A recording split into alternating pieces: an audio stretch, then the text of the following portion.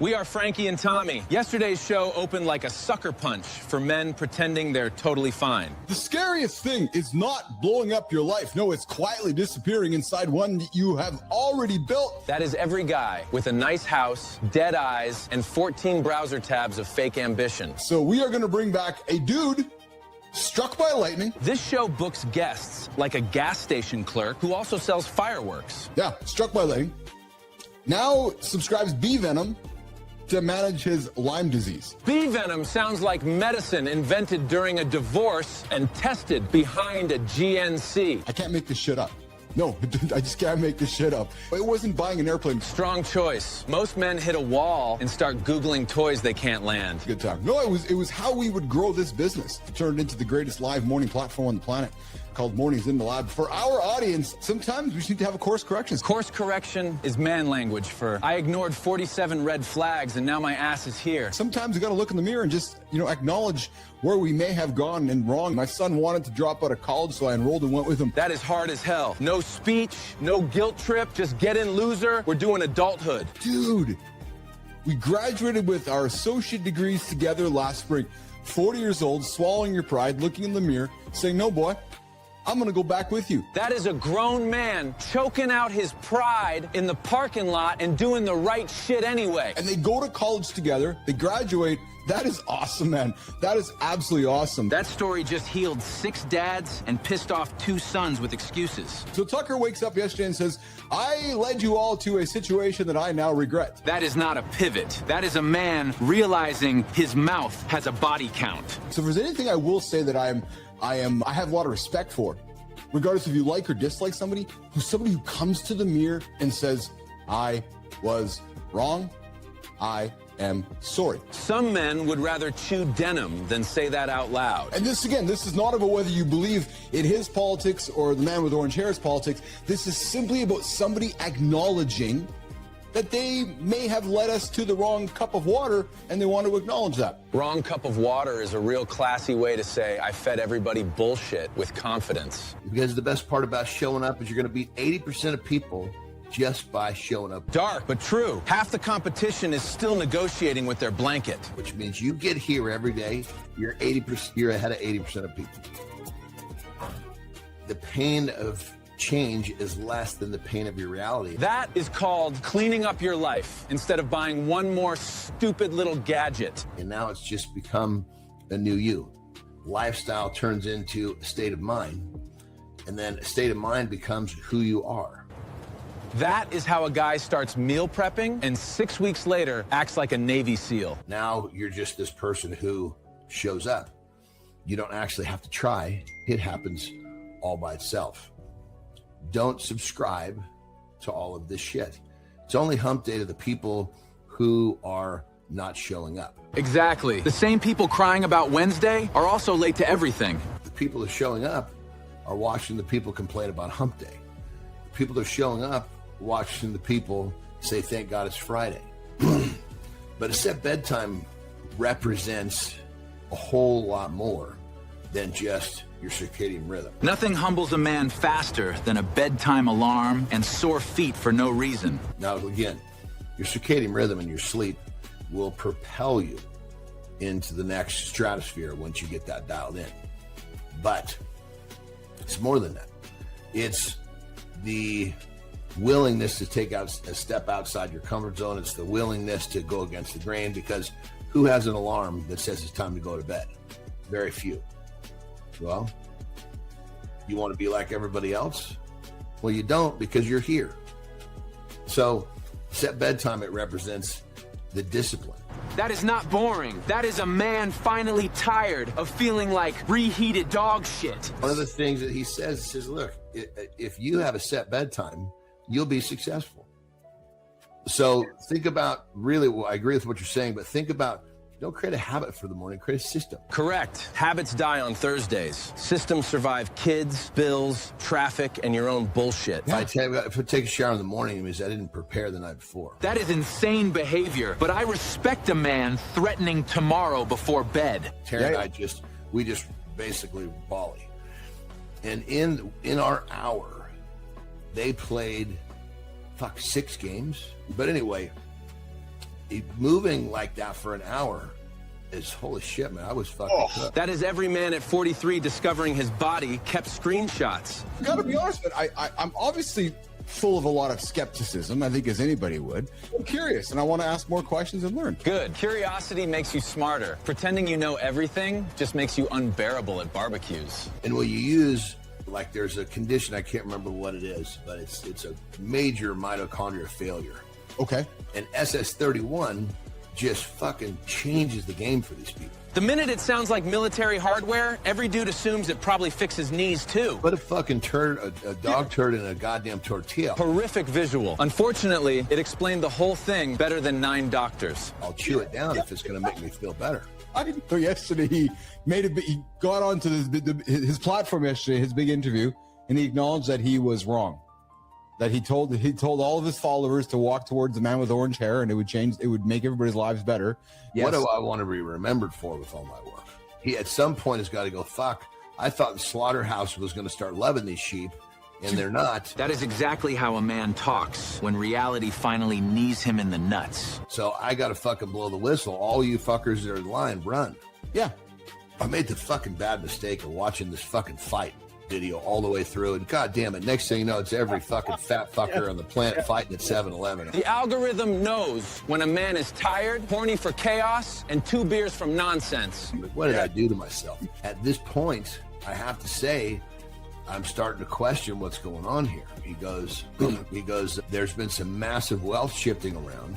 Anyway, but I did this through making them do, in some cases, months, and I'm not fucking kidding you, months of clean pulls, which is basically just the bottom of the movement. It was like the fucking world just opened up to it. So I'm hoping, my analogy, and hoping that we're just clean pulling like motherfuckers. Gym guys explain healing like they are unloading refrigerators during a prison riot. And all of a sudden one day he's going to say, catch it. And we're going to go, holy shit, all of this fucking pain and anguish was for this. I would say 97% of people think that they understand how to power clean, and they have no fucking clue. That also applies to marriage, money, fantasy football, and every guy with a podcast mic.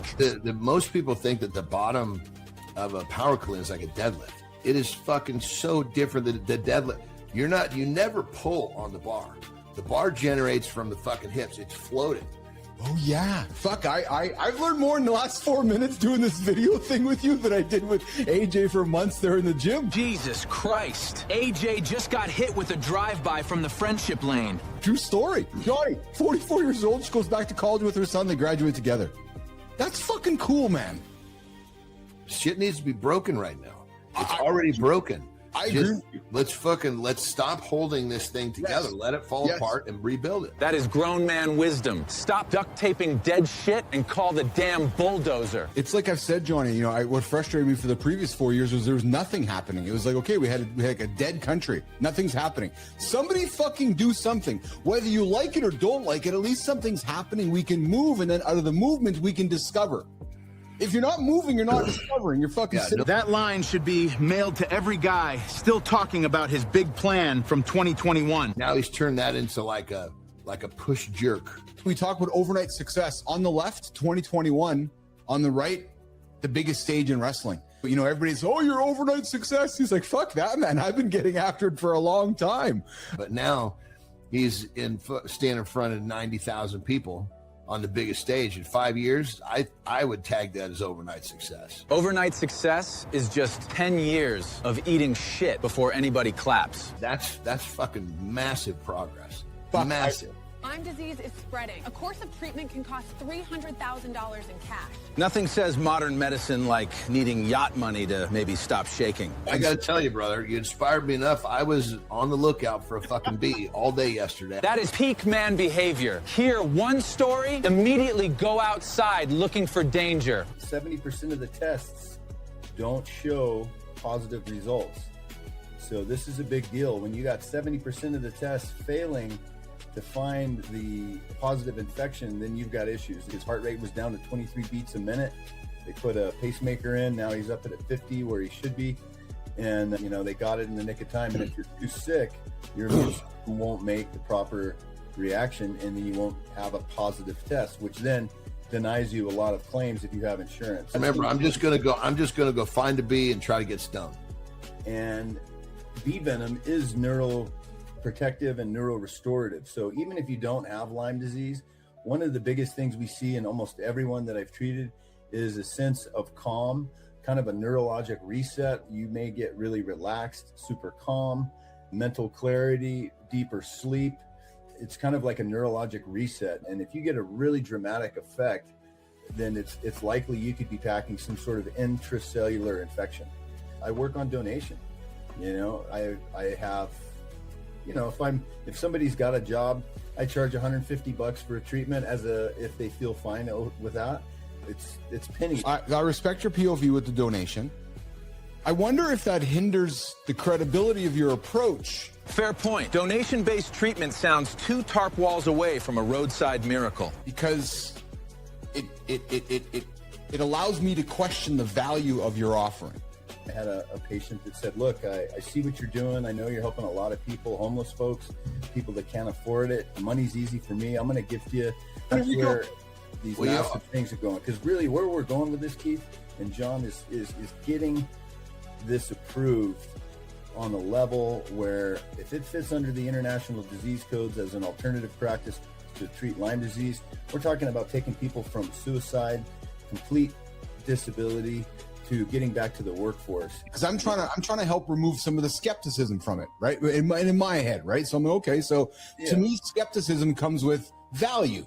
When somebody says, well, just donate what you want to donate, I'm like, what the fuck? It's like not really real, right? So when you say to me, here's the value of it, I start to now associate, no, $150, that's what it is. It's not free, it's $150.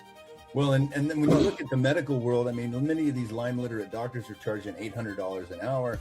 Most of this care is beyond reach of people. If they don't have insurance to cover it, they're basically suicidal. What the fuck, man? Yes. What do you? I mean, the thing is, who are you trying to sell this fucking snake oil to? $2,000. That was not a question. That was a full chest-first defense of bee wizard medicine. He looks like fucking, looks like Indiana Jones or fucking Crocodile Dundee, and he's out fucking crusading to help people with Lyme's disease.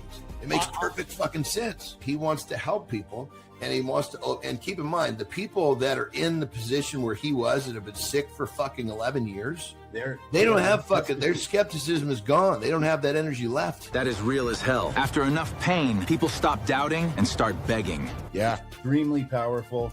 It's very potentially dangerous if somebody is allergic. I mean, we have to be prepared for a life-threatening situation. Yeah, it sounds like those African bees are no fucking joke, man. And that's what makes these Africanized hives so dangerous, is they can attack people. Even if you're within 100 yards, they may just full-on swarm you. And so they can be life-threatening. Lyme is always neurological. Hey, in the United States, over 476,000 people are diagnosed with Lyme, and when we come back, we're gonna wrap up Johnny with Fulbright here, because John, news dropped yesterday. True story. There is a vaccine for Lyme disease on the horizon. You're wasting the most valuable commodity we have as human beings. And if you haven't figured out what that is yet, it's because you haven't actually progressed enough in your success to recognize that time is the most valuable commodity we have. Every man learns that right after wasting 6 hours fixing one stupid shelf. Create that plan tonight before you go to bed. And tomorrow will be a better day. Rock and roll.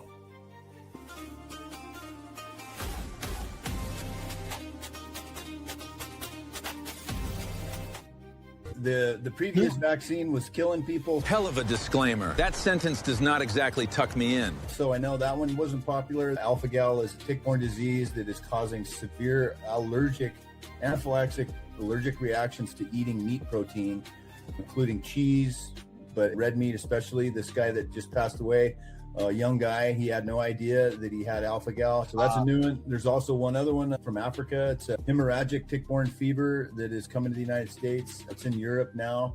And this one is a really bad version of a tick bite. Hard for people to think that it could be as simple as this. But if you get down to it, nature has more fucking healing power than we understand. One of my favorite Chinese quotes is, the only time we have is the time we take. They've spent over $2 million on this little guy. He was having seizures, 28 seizures a month. We got him on and he went 18 days without a seizure, first time in 5 years. And let me tell you, it's the best thing that's ever happened to me. I finally could sleep. My tremors stopped. My memory returned. My hormones came back online. After 2 years of Venom, I went from the hormone profile of a 98-year-old man to a 45-year-old, and I was in my 50s already. Well, I used less than 10,000 bees to heal something that was money couldn't buy a solution. His advice: if you're hitting your 40s, you get stung like a bee. I'm sorry, you get struck by lightning. Go grab yourself a bee, which is a lot of fun. Once you can experience a proper treatment, it's a life changer. Can I ask you though, what's your definition of a midlife crisis? He basically decided, and what he told me, that's when we met. He says, "I'm gonna create the biggest morning show on the planet." That's something that you do positive with your midlife crisis. Never let a good crisis or tragedy go to waste. So just switch the word. When instead of buying a fucking Corvette, do something that's also basically big, but do it in a way that actually feeds your soul. That is the first anti-Corvette speech ever aimed directly at a man's sad little emptiness. And you bring this into the market legally, what it does is it massively unsubscribes people to the system. Right. Because that's what, as soon as you fix somebody, they cancel their subscription. Right. Oh, sucking so much less, John. The fact that the quote comes from Whitaker's mouth makes it so much funnier reading her. But hey, you know how you can suck less? You can listen to Kobe Bryant. We got some words of wisdom. I've done this ever since I got out of the military, and someone was like, "Bro, you might want to try some meditation." What I'll do is I'll almost see it like a movie screen. Like all I can do is see the number coming. But it's a reminder at this point in my life that I can do hard things. I can be afraid and still do it anyway. Just I'm living my life. Dude, I paid $5,000 for my Pomeranian. It doesn't feed me. I paid $6,000 for my fucking bulldog, and it doesn't do nothing except it fucking breaks after 10 years. Like $5,000 for a chicken that can feed me forever doesn't seem like it's a bad deal. This is real. That's not bullshit. This guy has a relationship with his pool toys. The real midlife crisis is waking up inside a life that you don't want. Yeah, that is eating in your truck for 10 quiet minutes before going back inside. But hey, guys, the real midlife crisis that maybe we go through is waking up inside a life that you don't even want. It's waking up one day in your 40s and realizing you built a life that looks fine from the outside, but maybe, just maybe, it feels dead on the inside. That is the crisis, my friends. Not the car, not the haircut, not the impulse. No, the crisis is the moment that you realize that you've spent years being responsible. You spent years being productive. You spent years being dependable, available, and useful to everyone around you. But somewhere, my friends, you stopped being connected to yourself. That is what hits hard, because for a lot of men, life does not fall apart all at once. No, it just slowly stops feeling like their life. Or you look in the mirror and you say to yourself, am I actually happy? Or am I just functional, disguised as happy? We're not falling apart. No. We're just performing stability. Just carrying the weight. Smiling when we need to and showing up when we have to. What are we doing? We're just keeping that machine running for everybody. But what happens is internally we're bored, we're disconnected, we're numb. Sometimes the breakdown is not a sign that we're broken. Sometimes it's the first honest signal that maybe you have gotten in a long time. Sometimes your frustration is not dysfunctional. It might even be intelligence. No, but it does mean you need to get honest with your own mirror, because the real danger is not change. The real danger is spending the next 10 years sleepwalking through a life that no longer fits you. Truth from your own mirror, because maybe the best version of midlife is not collapse. It's actually clarity. It's the moment that you stop living on autopilot and start living on purpose. And it's the moment you stop asking, how do I keep this shit together, and start asking, what would it look like to actually feel alive in my own life again? We're talking about what would it look like to actually feel alive in your own skin one more time, because that's a different question that we never ask ourselves. And for a lot of men, it's the question that can change, and it might change, and it will change everything. That last one hits. Full show is up next, and it gets even realer from here.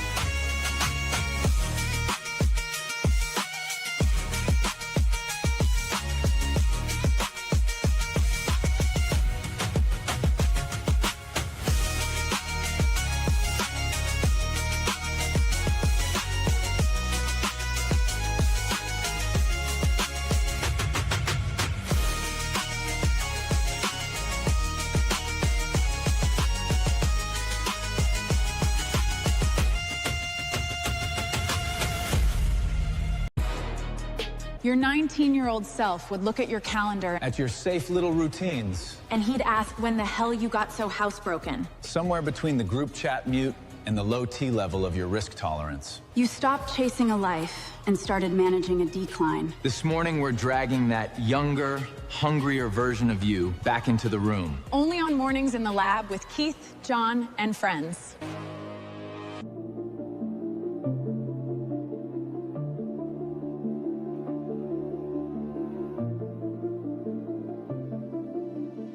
Good morning and welcome back to Mornings in the Lab with Keith, Jon, and friends.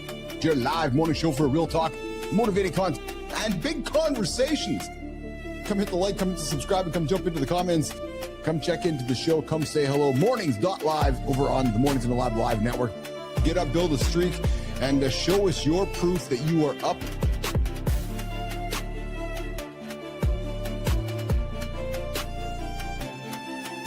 The real story, nation, is that the media we are creating is becoming more programmable. Personality is becoming scalable, and character and the universes we create, well, that's becoming infrastructure.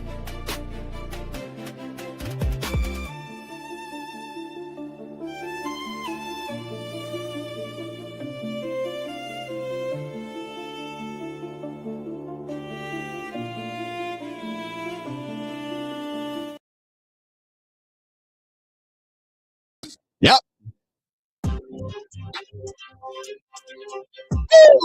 I noticed we don't hit middle lane because time passed. No, we hit it because We got comfortable. Yeah, we sure did. Do I hear an echo? Or is that just me, Jimmy? I think we got an echo coming in there. And we should probably fix that echo. Maybe it's on my side, maybe it's on your side. I don't know whose side it's on, but there's an echo. I can hear it. Yeah, I hear the echo. 100% I hear the echo. Let's just try this. And I think there's no more echo on right now because most of us don't hit middle age without an echo. No, it's that echo in our ear that we're like, I think there's an echo, Uncle Keith. Oh, no, there's no echo. Yeah, no, there's a fucking echo. Oh, did I just tell? Hey, this is an R-rated experience. Yes, it's an X-rated. The whole opening monologue to my regulars, you guys know, it's all turned around. But you know what happens now? But first, welcome back to Mornings in the Lab with Keith, Jon, and friends. Your live morning show for real talk, motivating content, and entertaining conversation to help my Generation Xers get out of bed in the morning and get out of bed in the morning and get out of bed in the morning and get out of bed in the morning. Yeah. Whew, forgot what I was going to say next, so I just kept saying the same thing over and over and over. That's just what you do. Good morning, Sullivan. Good morning, Holroyd. Good morning, Jay. What is shaking out there this morning in the nation? Oh, baby. Quick reminder, this is an R-rated experience if you haven't got there yet. Yeah, it becomes F-rated. What? F-rated? Kai, what the hell is F-rated? Yeah, F-bomb, B-bomb, S-bomb, every bomb out there. We're going to drop them out there in the show today. And I think I'm taking the day off today. Neiman, I'm taking the day off. Yeah, because I got a strongman on the show. Yeah, John, man. And I got another strongman on the show. They're just going to get after. I just know they're going to talk strength. And I'm going to stand back here and just fucking pose. Yeah, that's what I'm going to do the whole time they're talking. True story. Hey, so guys, stick around for some fun. Bottom of the hour, we got a guest coming on the show. And because I don't have his name in front of me, I can't say it. All joking aside, Nick Humble, 20 years as a Green Beret, and he's got nothing to prove. That is the point. This guy is living. This guy's living proof that real strength doesn't need jazz hands. No, they need a left hand, right hand motivation. Yeah, we're talking discipline, humility, service, and what it looks like when a man has done enough in life that he no longer needs applause to feel solid. You know, guys, I was talking with my team a couple days ago about that. So we've been really extremely fortunate to hang out with some Green Berets. Like, we're talking elite military dudes. Like, we're talking the fucking world's elite. And we're talking about especially a young man, myself, Jimmy, and Neiman and Kai were talking yesterday, and we're like, you know, this dude, he's got this personality to him where I suspect there's days he just gets off the helicopter from his remote mission in some remote part of the world after he's done some crazy shit, gets back on the helicopter, lands in America, just goes back to work. And we sit here and we talk about going to war, going to battle, going to the boardroom. This guy's got like real crazy shit happening. So we're going to bring Nick Humble in, 20 years as a Green Beret. Hey, Demon. So it's okay, guys. So don't laugh at me, even though I think chicks cost $5,000. I got a serious fucking question right now. And this could be the most serious question of 2026. Kai, you sitting down? No, of course, because you're on the poll. Oh, we got a poll coming up when I get to it in a quick second. Hey, does somebody actually get a Green Beret? Or is it just the color because it's like camouflage in the military? It's an important question. Do they get like a special color Green Beret? Or is it because they all have Green Berets. Like, they're all wearing Green Berets. How do you know that guy is the actual Green Beret guy? Like, so, see, Neiman's dad had a blue one, but yet he might have been called a Green Beret. So, like, are you a blue beret, a red beret? Is it like a belt? Like in jujitsu and all those like martial arts stuff? I don't know. We're going to ask the question. The handsome chief. Hey, my job is to ask all the questions all my motherfuckers like you out there are wondering, but you're just too embarrassed to ask. Yeah, because we all grow up in life. We're all like, oh yeah, we don't like authority. That's fine. Authority always. It's funny. I was talking about, do some Gen X research lately, and no wonder Mellencamp was so huge. Some Jack and Diane and shit. Yeah. So anyways, hey, would your 19-year-old self kick your ass? Mine would. Holy shit, would it? Yeah, but not the one now. My 19-year-old self today would look at me and go, wow, dude, good for you, man. You figured your shit out. It took me a long fucking time and significant amount of failures, tons of money lost, lots of therapy bills. And but I think that my 19-year-old self would probably be proud of what I've achieved so far. We got Neiman coming in. Do you think we're having a go at it? I suspect I'm going to be the, what are they going to call me today, guys? They're probably going to call me the bitch. I suspect that might just happen today. Yeah. So second hour, if the conversation is good, don't tell Nick, but we might invite him to stick around. Speaking of stick around, you know who's been sticking around for a long time? Man, I got some words of wisdom from Ric Flair today. You guys know how much I love Ric Flair. Dude, the guy drops nuggets every single time. Hey, Petro, I fucking love Ric Flair. You know I do. I love the dude. Hey, what's going on? Felgor referred me a 54-50. So, hey, Felgor, I'm just curious. Why are you Felgor full of 55-47? That dumbass 19-year-old me? Yeah, what's shaking Felgor? Felgor, where are you joining me from this morning? Welcome to the lab. Welcome to introducing to Mike, to Adam, to Jay, to good time out there. Good morning, Felgor. I'd love to know where you're joining me from this morning. And hey, guys, I got a monologue dropping at the bottom of the second hour. It's about you. Yeah, you. It's about your personality. Yeah. Your personality might not be the problem that you're having some challenges in life. It might be your patterns. We're going to have that conversation, of course, coming up in the bottom of the second hour. We're going to break down the lie that we all tell ourselves, and I have been one of them, when we confuse the repeated self-sabotage behavior with his identity. Yeah, but I'm this. No, but you're actually not. You're actually not that. Those are your patterns suggesting that you're actually that. So that conversation, the monologue, me to you, coming up at the bottom of the second hour. Hey, have you checked into the show yet? If you haven't checked into the show, Central Virginia, Felgor's joining us from here this morning. Well, Felgor, welcome to Mornings in the Lab with Keith, John, and friends. We go live right here. Mornings.live. Yes, and on YouTube, of course, and X. But Mornings.live will get you live into our show, and you can check in, show your proof, show you're up, get an accountability partner. It costs you nothing. And it gives you a place to be every single day at 8 o'clock. So it's like creating a habit. Habits. Oh, but Johnny would say people hate habits, and he's right. People just, I don't want a habit. I just don't want a habit. And while you're there, while you're checking in, you can go do the poll. Yep, you can go check out the poll, because the poll on the board today is actually, it says, I don't know, because I don't have the poll in front of me right now. Yes, today's poll is this. What's your biggest middle-aged trap? Yeah, what is it? What's your biggest middle-aged trap? Is it physical slump? Is it big gut hanging over your belly? Is it career boredom? Is it a big back?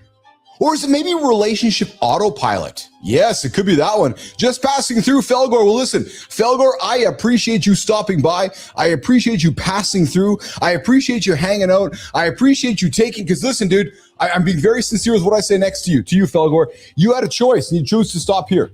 You had a choice and you choose to take your fingers and your thumbs and type into your keyboard and give us a message. You had a choice and you stuck around, and I just want to say thank you for that. I'm grateful and I'm very sincere, and I mean that, because you could have took off, but you stuck around, you engaged with us, and that is all that we ask. So Felgor, thanks for popping by the lab. Felgor, meet Mike. Mike's here every single day. His name is Mike Sullivan. He's one of the OGs here, as well as Adam Holroyd.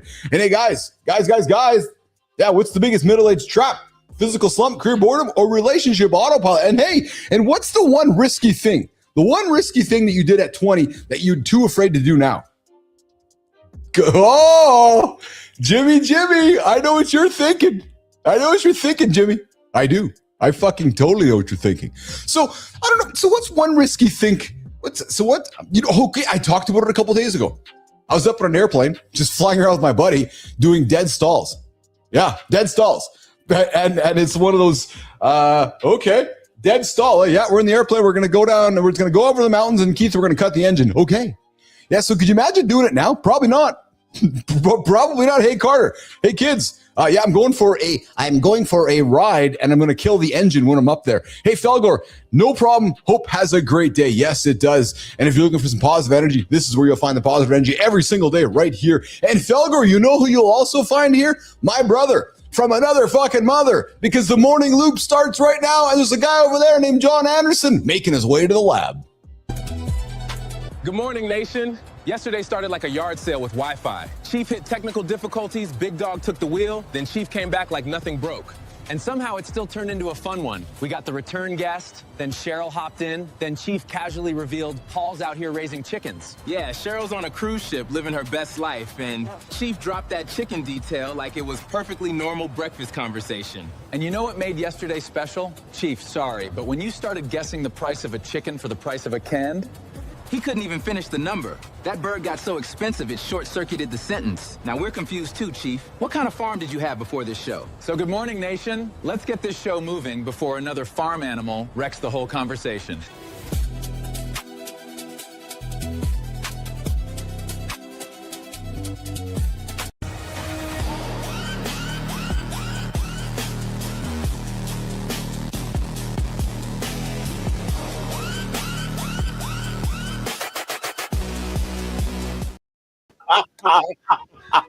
A station wagon to carrying chickens out of the car.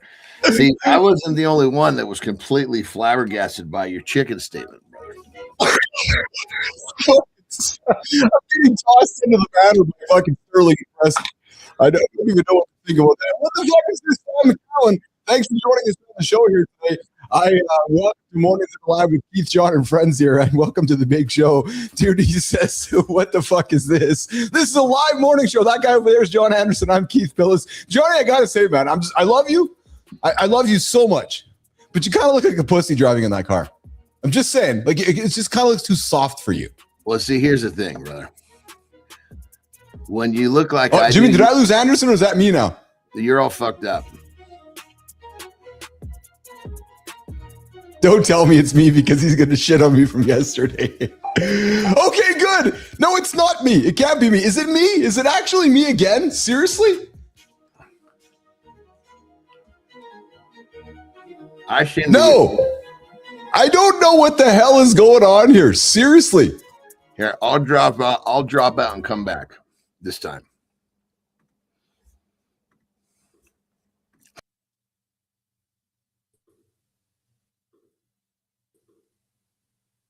So am I here now? Like, I don't know what's going on now. Am I here now, Jimmy? Good morning, everybody. Oh, so I'm here, but I don't see Johnny there. Yeah, I'm here. Okay, good. That's good. I'm up there. I see Johnny left, so I'm not sure with John got a reset. See, I didn't think it was me. Yes. Okay, good. All right. Okay, good. All right, so good. So maybe I'm frozen over here, though. There he is. There he is with his cigar in his mouth. I'm good. Can you hear me, brother? How are you, pal? You good? Yeah, I'm good. Are you good? Yeah, I don't know what the hell's going on. It was all good this morning. Like, I mean, all good this morning, and then all of a sudden it's not good this morning. Yeah, I clearly have an issue. I actually clearly have an issue, and I thought it was solved. So we're going to get John to keep getting after it here this morning. And I do not know why. I clearly am having a fucking issue again this morning, and it's driving me absolutely nuts. So look like we're running solo for a little bit here again. Right on. Well, let's talk about my morning. So yesterday, my wife and I, we drove back from our house in Mexico. And these drives, they used to not mess me up too bad. Can you hear me now, brother? Yeah, I don't know why the hell I'm having some trouble. I was going all fine for the whole time until my brother showed up. So you've been having internet troubles from the very beginning. I don't know why you keep holding on to that shitty internet service. Hey, so just gotta get into it, dude. Real quick. Aren't you? You're the leader, right? Yes. Aren't you supposed to lead by example?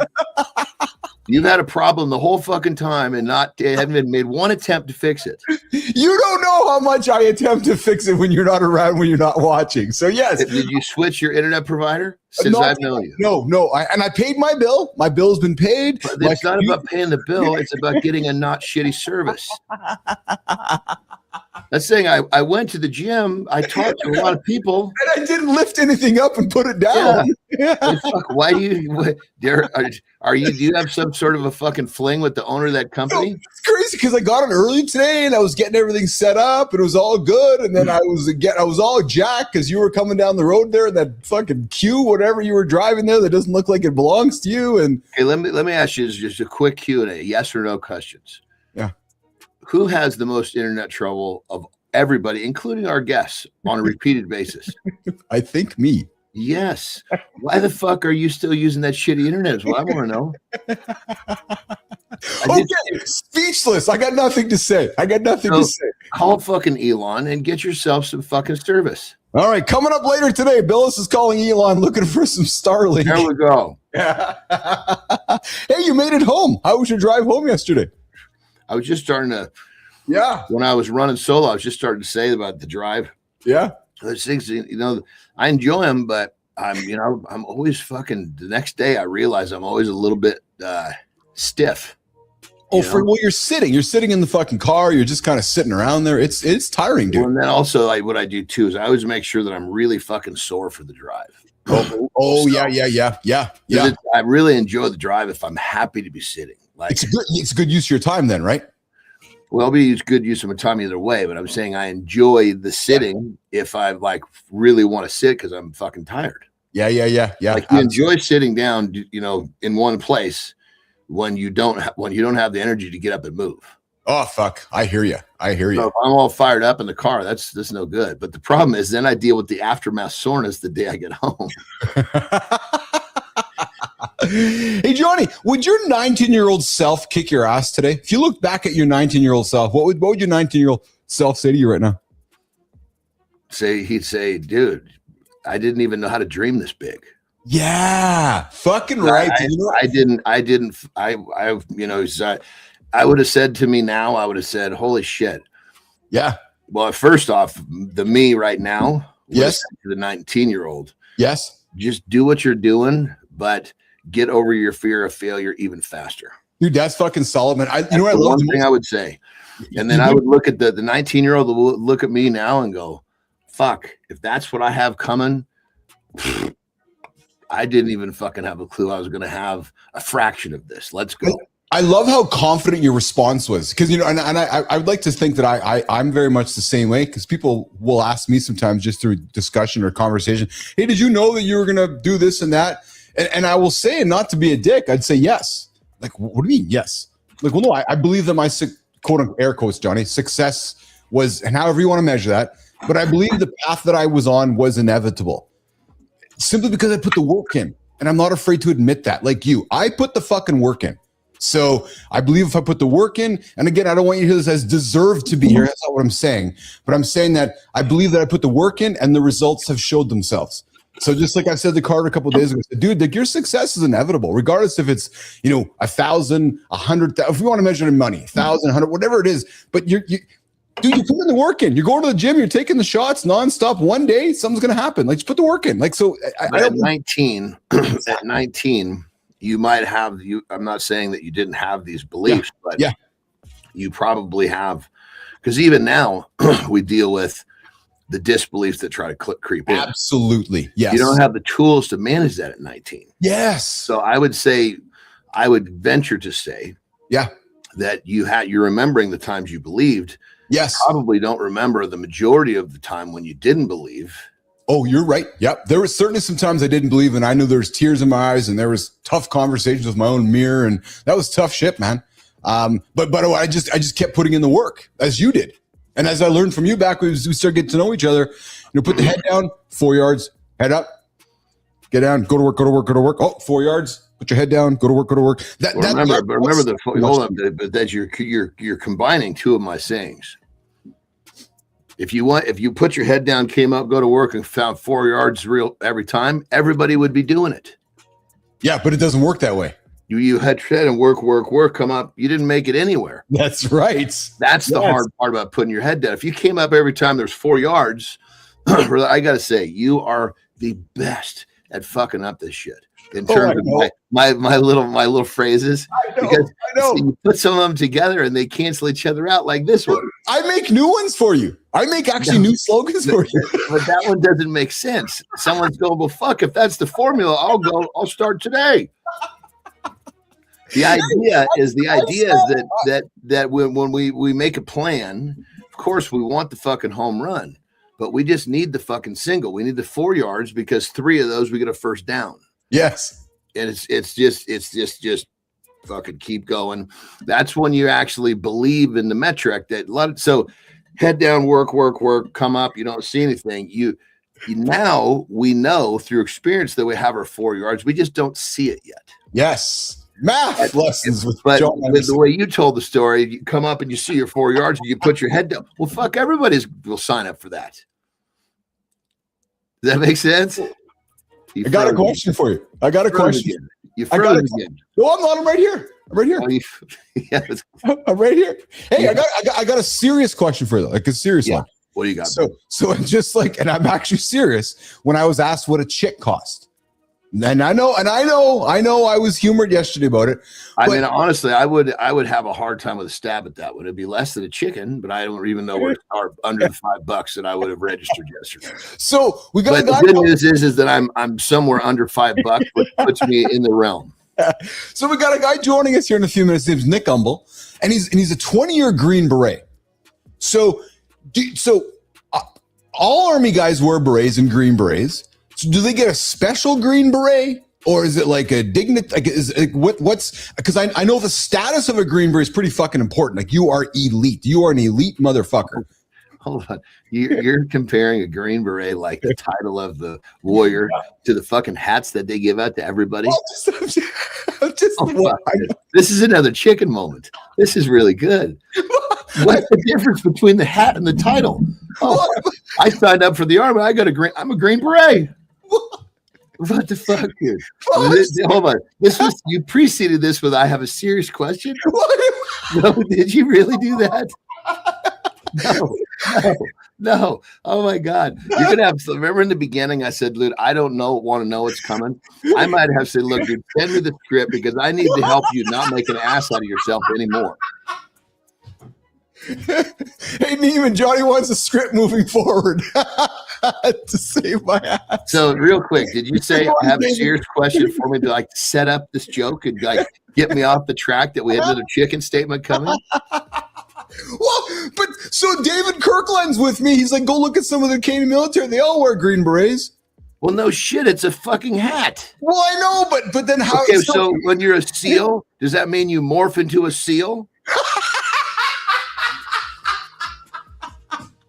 I mean, it's a title. It's a symbol. Just like a belt, a black belt, yellow belt, green belt, orange belt. Dude, I just bought a fucking black belt at Nordstrom. Why don't I know jiu-jitsu very well?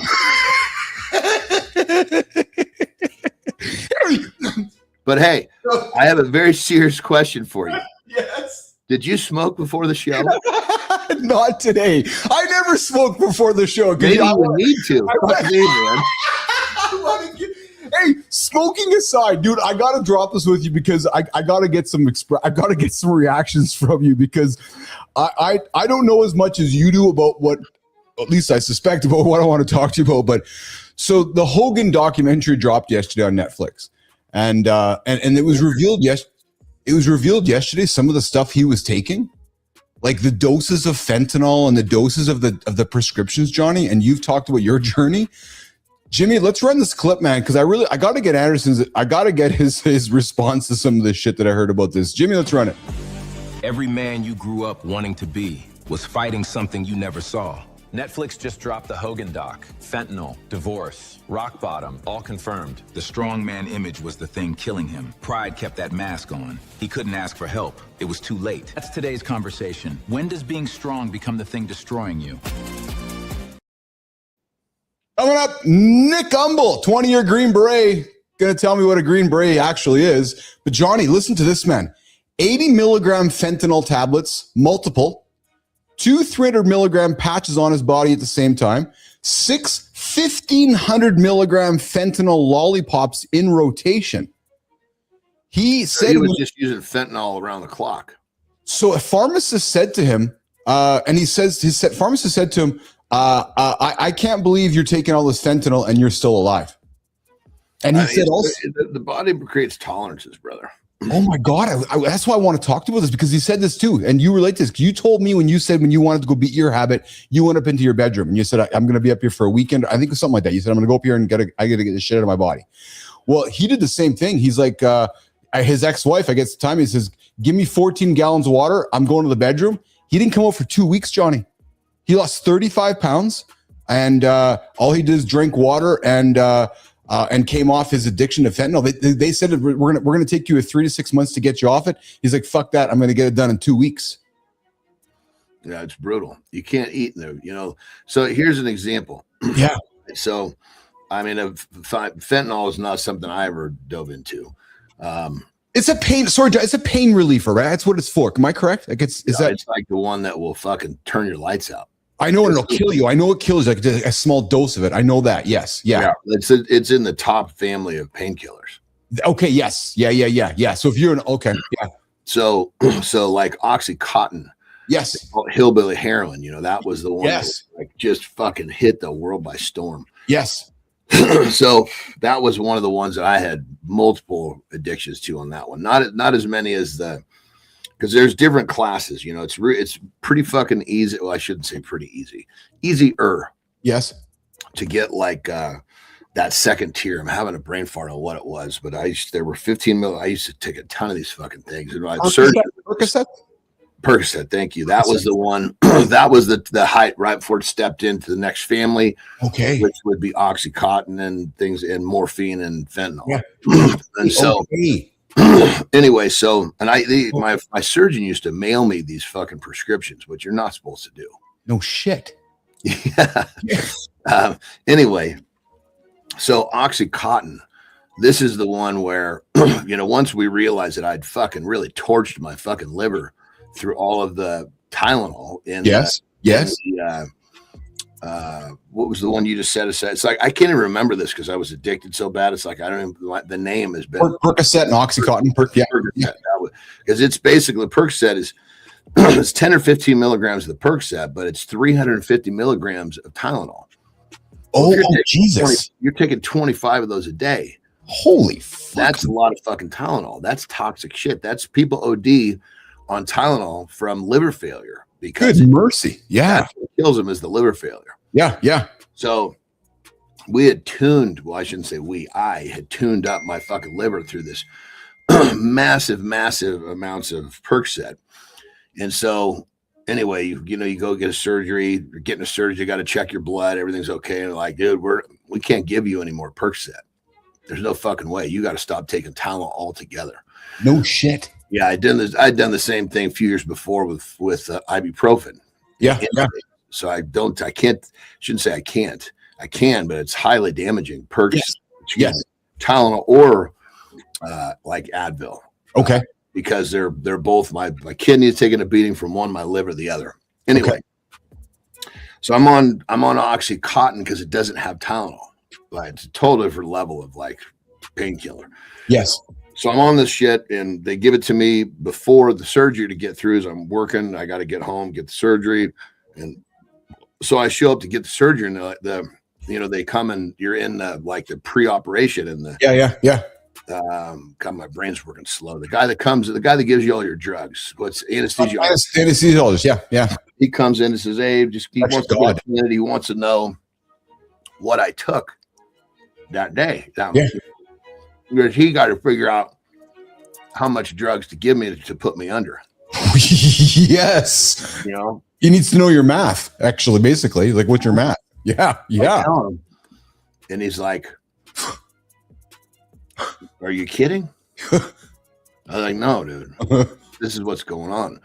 And he went as far as to check my bottles to make sure I wasn't fucking miscalculating milligrams. Or exaggerating. Yeah. Yeah. And so basically when it comes down to is like, I was taking 80 milligram OxyContin tablets throughout the day. Good Lord, Johnny. Yeah. But see that when you start, you're not taking so much. Well, Hogan was saying you need more and more and more and more and more to manage it. But see, here's the thing. Once you're hooked, you're really dancing between killing the pain, the physical pain, and just the position of just fucking feeling so bad from the drug. Well, so that's what he was talking about. You're not high. You're dealing with the hangover. He was talking about how he'd be sitting like in a car, John, and he's like, and he's like, I would barely move my hand. He goes, and he showed like a clip, and he says, I couldn't barely move my finger, and the pain that my body would have. He's like, he's talking about how broken his body was, like his spinal cord and his, like, I guess his, much of his body was busted. They were giving him 1,500 milligram fentanyl lollipops to suck on throughout the day. And then he talked about an episode where I guess he was doing some time release stuff, John, on his arms, and he cut it off and put it on his legs. And he called his doctors. Doctors like, cut that shit off your legs because time release is going to kill you quicker on your legs because of, I guess, maybe how it absorbs or down there with, in your lower extremities. But it's just, you know, I was really eager to have the conversation with you because I know you've had your journey. You've been very public in sharing it. And I've never experienced talking to somebody like yourself. And then I hear Hogan and I'm like, holy God. And then what it also reminded me of how you've often said, and even Don, man, how strong our body is, eh? Like ultimately how strong the fucking thing is. Like I'm thinking about all that he took and he still kept living as long as he lived, frankly. So don't think strong, think resilient. No. Oh yes. Okay. Yes. Thank you. Yeah. It's going to survive. Yes. It's a survivor. Yeah. Not that it's not strong, but that's almost like that's like a secondary thing. It's going to figure out a way to wake up tomorrow. Interesting. Well, Johnny, the guy we got coming up here, strongman. Yeah, former strongman. That's why I figured you guys are going to get along just fine. I might just go in the kitchen and make some cookies while you and Nick get after. Why don't you go get some better internet? Well,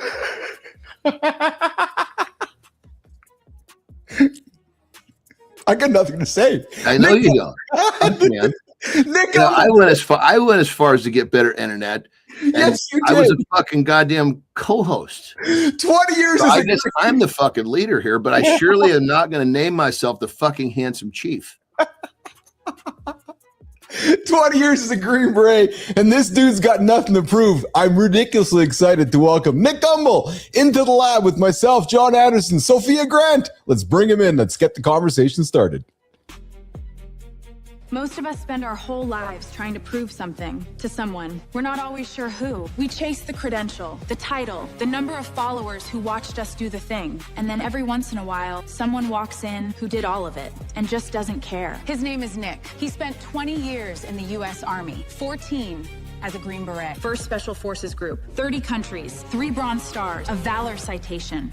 He's never once made it a brand. He retired at 38 and walked on to a college football team to learn a position he'd never played. He tore his rotator cuff after 1 season, moved on without a single post about it. He found strongmen, Atlas stones, kegs, farmer carries. He finished 9th at the 2026 Arnold Masters World Championship, built Sentinel Strength, a gym, a coaching brand, a 58-episode podcast on surviving what comes after service. We asked him for his key message. He sent a shrug emoji. It's the most honest answer we've ever received. Nick now coaches people through the part after the medals, after the identity, after the proof. That conversation starts now. Nick, welcome to the big show. We're honored to have you in the lab today. Johnny, we got a guy with nothing left to prove. And that's the point. His name, Nick Humble. Nick, welcome to Mornings in the Lab with Keith, Bad Internet, John, and friends. Dude, that might be the single greatest fucking intro I've ever heard in my life. Well, fucking, of course it is. Of course it is. Oh, Johnny, holy shit. Oh, my, Johnny, Nick doesn't have a Green Beret on his head. I think he might be bullshitting us. Dude. It's actually over here on my wall. Dude, you are so far fucking off in left field with this stuff. It's unbelievable. So Nick, check this out, brother. Yesterday, but did you hear that whole thing about the Green Beret? You know, the difference. Everybody's got the hat. Am I a Green Beret too? Did you hear that fucking shit? Were you listening? I didn't. Thank fucking God, dude. Thank God.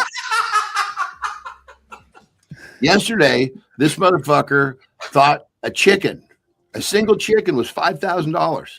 Well, because it produces nothing but food, Nick. I'm thinking, hey. What is it? It's a single chicken. And so today he says, today we got a Green Beret coming. He's all, well, in all seriousness, he settles me down. I want to ask you a serious question. He's like, well, Green Beret, they all have the hats. How do you tell them apart? So, like, Nick, how do you tell? How do you tell? Because it's like saying you're a SEAL. You're a Green Beret. It's a symbol, for Christ's sake. It's just because, yeah, I signed up for the Army. I got a Green Beret. Gave me a green hat. I'm a Green Beret. What is wrong with this little fucker? Nick, welcome to the show. Oh, it's everything as it was been advertised. I'll tell you that. It's so real quick, just so you know, when he says this fucking goofy shit, just kind of let it go by. So we got you here for 23 minutes, maybe longer. I'm just going to go to the kitchen and make some cookies. You guys can talk strength, talk Green Beret. I'll see you guys a little later, Nick Humble. I'll get some fucking better internet. Nick, where are you joining us from, brother? Where are you coming from today? West Virginia in the United States. Nicely done. Nicely done. So, Johnny, 2026, this guy decides to go become he decides to compete in the Arnold Masters World Championship in Strongman. And Nick, you probably know in terms of masters, that's going to be right at the top. And Johnny, he finished ninth. I heard the fucking intro, dude. No shit. Nick, I never competed as a master. I was back I retired in 07. So it was back right when the split was happening from IFSA into that whole thing. But because I believe it's where you were Arnold Masters, and then it would be the Masters World Championship. Those are the top two, correct?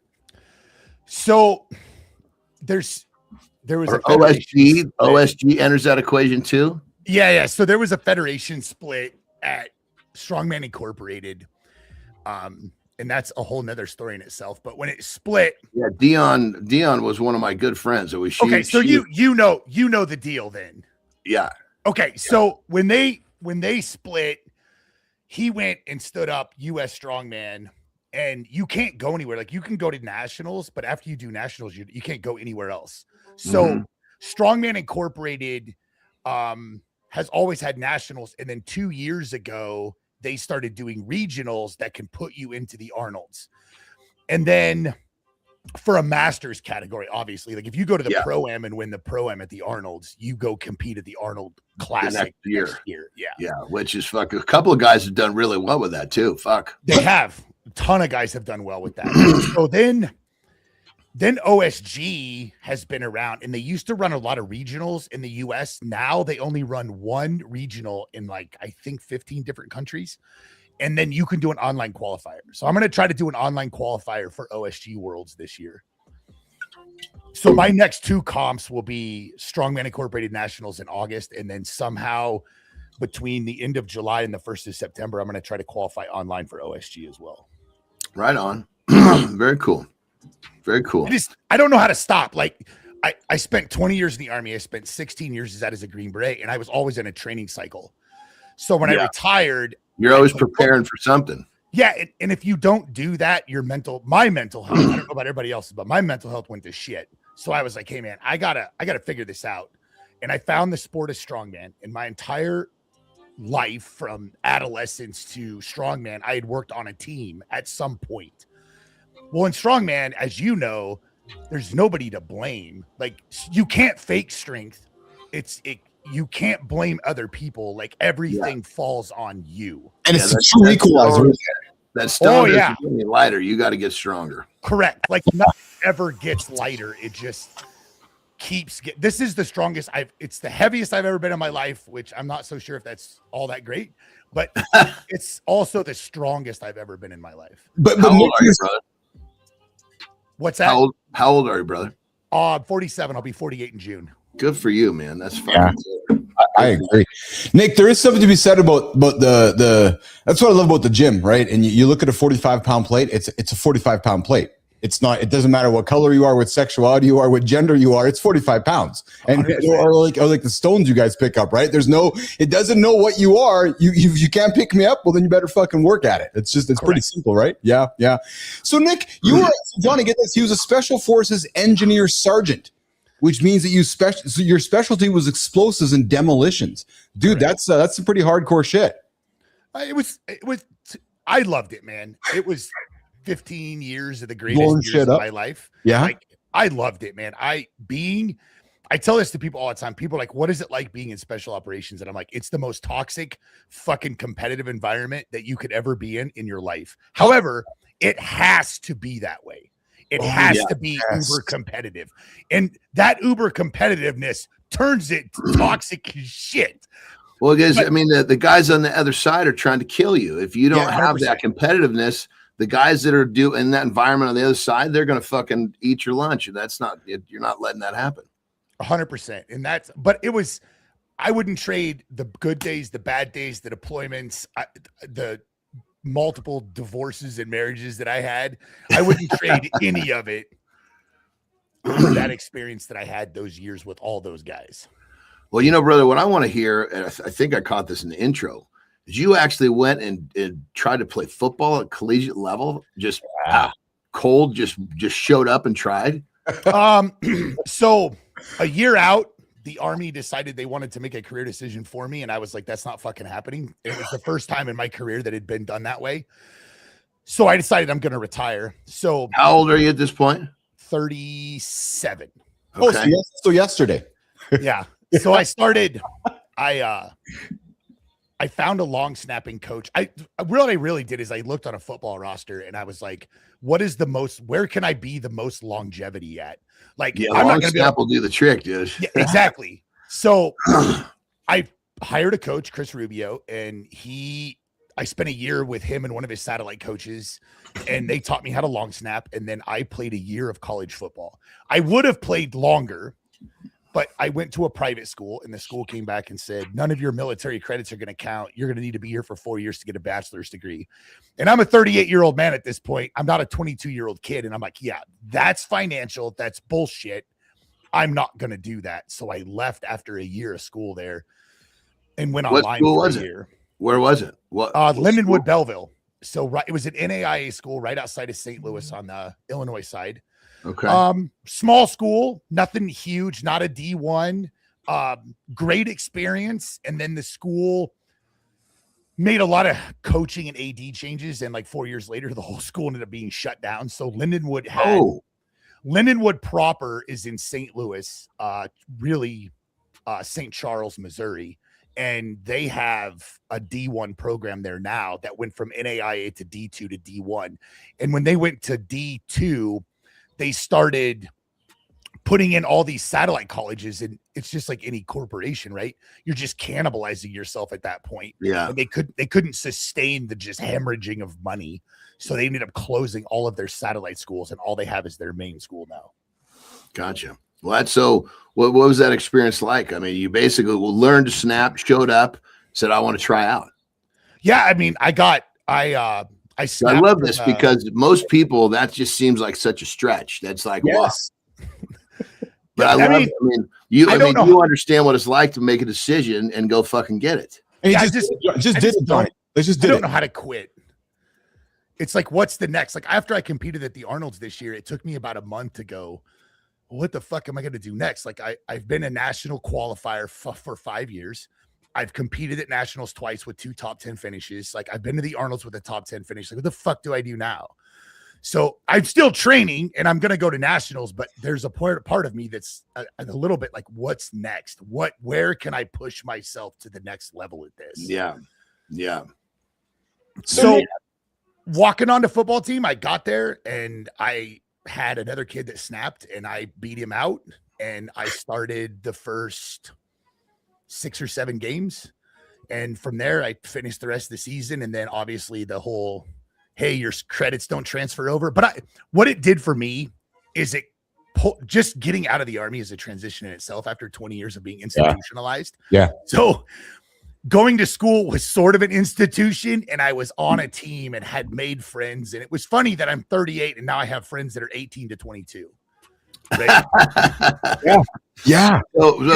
So brother, so just because I love this idea, because I guarantee there are people that wanted to walk on, or maybe they're hearing this, maybe they're sitting with their dad and they listen to the show and they want to walk on. I mean, literally, and I'm kind of curious myself. So you get trained for this, right? You get a coach and school starts, or what? You just you send the fucking coach an email and say, I want to walk on. No, I don't have any. The only social media I have now is an X account and a LinkedIn. At the time, I had Instagram and I had Facebook. So I was posting snapping videos. Chris Rubio was helping me with recruiting. Another coach was helping me with recruiting that I met through the journey. And I had a coach call me from Linden, was like, hey, I want to put you on scholarship and get you in now. He says, I think you'll be a really good addition to this football team with your, he looked at it as maturity and it's a cool story. Yeah. Fuck yeah. Yeah.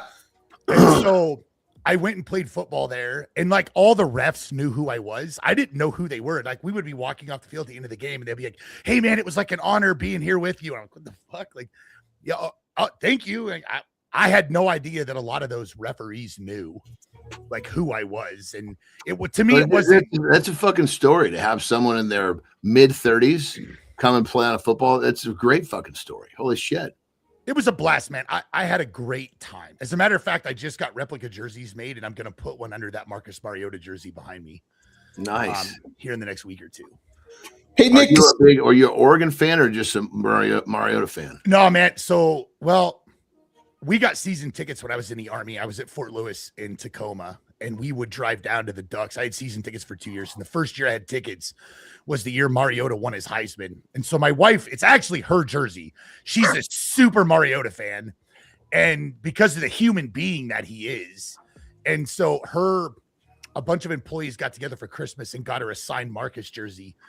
And she was like, I don't know where to put this. So I was like, I know exactly where that thing can go. So, I do. I'll help you with that part. You're hanging out with Nick Unglebook. He's done Jon Andersen this morning on Mornings in the Lab with Keith, John, and friends. Nick is a former Green Beret Sentinel straight. Actually, I guess I incorrectly stated that you're never a former. You're always a Green Beret, right? Like, I'm being serious. Can you correct me? How does one identify? Because you're always, it's just kind of like this. You're always going to be a weird motherfucker. Yeah. You're never going to get rid of that. You know, Nick, I'll say it like this. Yeah. Being a Green Beret forged who I am today, but it's not who I am today. Oh, interesting response. Like I'm a husband. I'm a strong man. I'm a guy that likes to keep his fucking grass looking like a goddamn golf course. That's who I am today. But for 15 years, I was a guy that wanted to get after it on a team. But that's not who I am now, but it made me who I am today. Yeah. I want to hear, brother. I want to hear, because obviously, like the process that turned you into that warrior. Yes. Tell us a story about one of the things that the public might have a hard time comprehending that you actually would do. Yeah. Good morning, Rico. You mean to like my journey in getting almost like whatever they call that phase of becoming that high level warrior. I guess in the school sense, right? Yeah. You'll go to SFAS, Special Forces Assessment and Selection. If you get selected and you make it through and get selected, then you'll go to the Special Forces qualification course. And that can be anywhere from, I think it's 7 or 8 months up to a year and a half. And then depending on what job you get, like the medics are the longest and the engineers and the weapons guys are the shortest. And then comms guys fall somewhere in the middle. Okay. And then you'll get through with that. You'll go to SEER school and language school, and then you'll go in. I guess for me, I was in the Army. I was a carpenter in the Army. I was a carpentry masonry engineer. Oh, no shit. And I was like, there's got to be something better. And my buddy made a comment like, I want to go try out to be a Green Beret, and I had no idea what it was. So I kind of read a little bit about it, and we because you remember, brother, Rambo was a fucking Green Beret. Yes. yeah. So was John Wayne. I mean, there we go. But I started to train for it, and it just gave me like, I don't know. I've always had this thing like the stronger I get or the faster I get or the human performance side of it. I didn't really understand that, but the more that I trained, I would get faster doing this, or I would get stronger doing this. It just appealed to me. And so going through some of that shit, I mean, SFAS isn't all that fun to go through. And that's 24 days of fucking insanity. What is it? Describe what that is. That's what I'm after. I know there's periods where they're testing that you actually have what it takes to stay in that level. Yeah.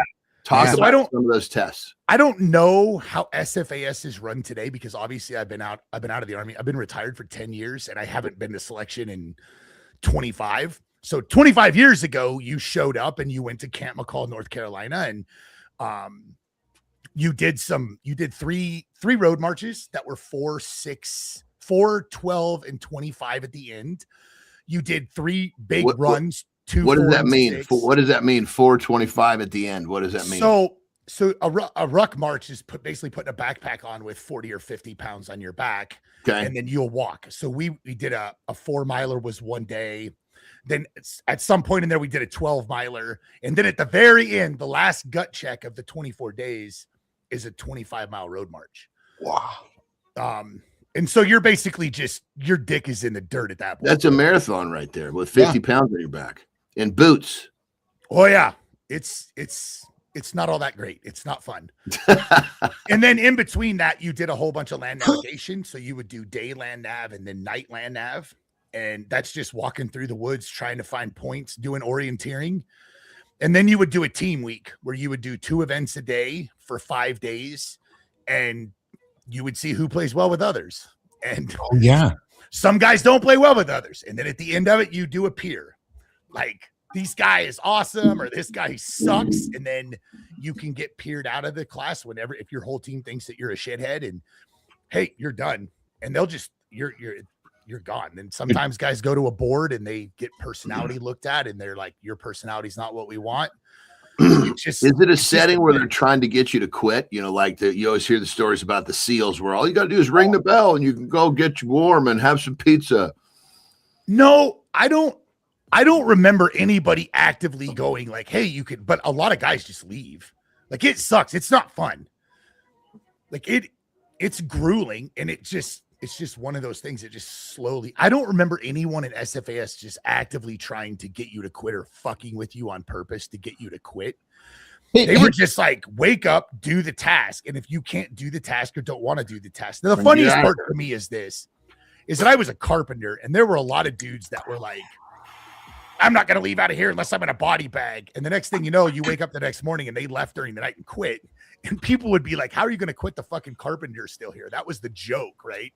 Like, wait a minute, how is this carpenter here and you're in a fucking you quit? The carpenter's still here and you quit. Hey, Nick, so talk a little bit about, so, we hear, so you were in Special Forces, Green Beret, so there's that. And then we, to John's point, we hear often about, SEAL Team or SEAL Team 6 training. Like, is it the same? Is it different? Is it like, can you kind of explain to us? He didn't just say that. Yeah. So let's look at tiers, right? So, so you have SEALs. Hold on, real quick. I was going to say, you realize a SEAL, the symbol means they're in the water. Do you understand that? Yeah, I know. But the difference, maybe that alone will help you understand what we're talking about here, Will. I'm thinking so much about just the training and just the hard ass training that it takes to create a green training in the water or not. Well, they also train on land. I think that's the biggest difference. Right? Is that what it is? Yeah, the SEALs. Hence the name SEAL. No, I know, but that is the biggest. Like, so it's adding the land to the water. So you're good on the land. You want to be the ultimate elite. You got to go get in the water too, Nick. Well, so Special Forces has dive teams. Yes, right? And then there's tiers. So I'm going to catch a lot of shit about this, but if you think of Special Forces, Navy SEALs, like normal SEAL teams, Special Forces teams, Marine Raider teams, all those guys are like on a tier of like, let's say that's a tier 2 level. Okay. Your tier 1 level is like Delta, SEAL Team 6. Yeah. It's when they pick the select from that tier 2. Yeah. It's almost like being in the NFL or being an all-star in the NFL, or excuse me, what they call it, all league or whatever or the Hall of Fame. I mean, it's like you're the creme de la creme of the best league in the world. So the services run it different, right? So in the Navy, to go to SEAL Team 6, you have to be a SEAL already. Yeah, for sure. Okay. Now, to be a Delta Force guy, you can come from anywhere in the Army. You can come from the fucking Marine Corps if you want to. If you go to selection, they'll do a branch transfer. Oh, okay. Navy SEALs have gone over to be. Yeah, that one right there, they don't give a shit where you came from, but are you badass enough to do it? Yep. So Nick, so what would be like is there like what's the one? Like, is there what's the pinnacle, like the most elite soldier in the U.S. military? Like, what is it? Is SEAL Team 6, Delta, like what, Ranger? Like, I'm just throwing names. I think it's Delta, isn't it? Is that what you just explained? The tier 1 units would be Delta and ST6. Oh yeah. Okay. Those are the two that are picking from all of the best of the best, and they're just picking a small group of the best of the best of the best. Correct? Yeah, like those dudes are the guys that like snatched Bin Laden. Like those are the dudes that or killed Bin Laden. The other dudes are the guys that snatched fucking dudes down in Venezuela. Yes. Yeah. Like, those are the guys doing that. And what it really depends on and who is the Joint Special Operations Command commander. If the dude's in the Army, who's he going to send? If the dude's in the Navy, who's he going to send? Right? Oh, yeah. It comes down to that. Yeah. Keith, John, and Nick hanging out this morning. Hey, Nick, we had you here for 30. Do you have extra time to hang out with us, or do you got to get out of here? Oh, man, I got whatever time you need. Awesome. So let me ask this question about that. So you have been in the forces and you watch now from afar. Do you still yourself get fascinated by some, like, for example, Venezuela, right? So it was this operation that all of a sudden just happened. So do you still yourself kind of go, wow, how did they do that? Or do you kind of get all nerdy and get fascinated? Or is it just like in one ear, out the other? Oh, that's just normal shit for those guys. It's more of the latter, but with the attitude of like, holy fuck, I didn't see that coming. Oh, okay. Like that shit's badass, but like, fuck, that was not on my bingo card for this year. Oh, you know what, Johnny? There's something to be said for what Nick said, because you and I have often joked about whatever's happening over there, we should go pay attention to what's happening over here. So it's not lost upon me, Nick, that a few months ago there's a lot of noise happening over there, just down below you. Now there's a bunch of noise happening over there, which makes me wonder, Nick, what they're doing over there. If you know what I'm talking about, right? I do. 100%, dude. I completely understand how that shit works. Or hey, Jimmy, get this clip ready. Or what's happening with these NASA engineers and UFO guys going missing? Nick, have you heard about this? Yeah, A 29-year-old NASA engineer is dead, and the FBI just opened a file on 12 more scientists. That's not a coincidence conversation. That's a national security briefing. Joshua LeBlanc worked on nuclear propulsion at NASA. His Tesla was found burned beyond recognition in Alabama. No confirmed connections yet, but when the president says he's been briefed, you stop calling it a theory.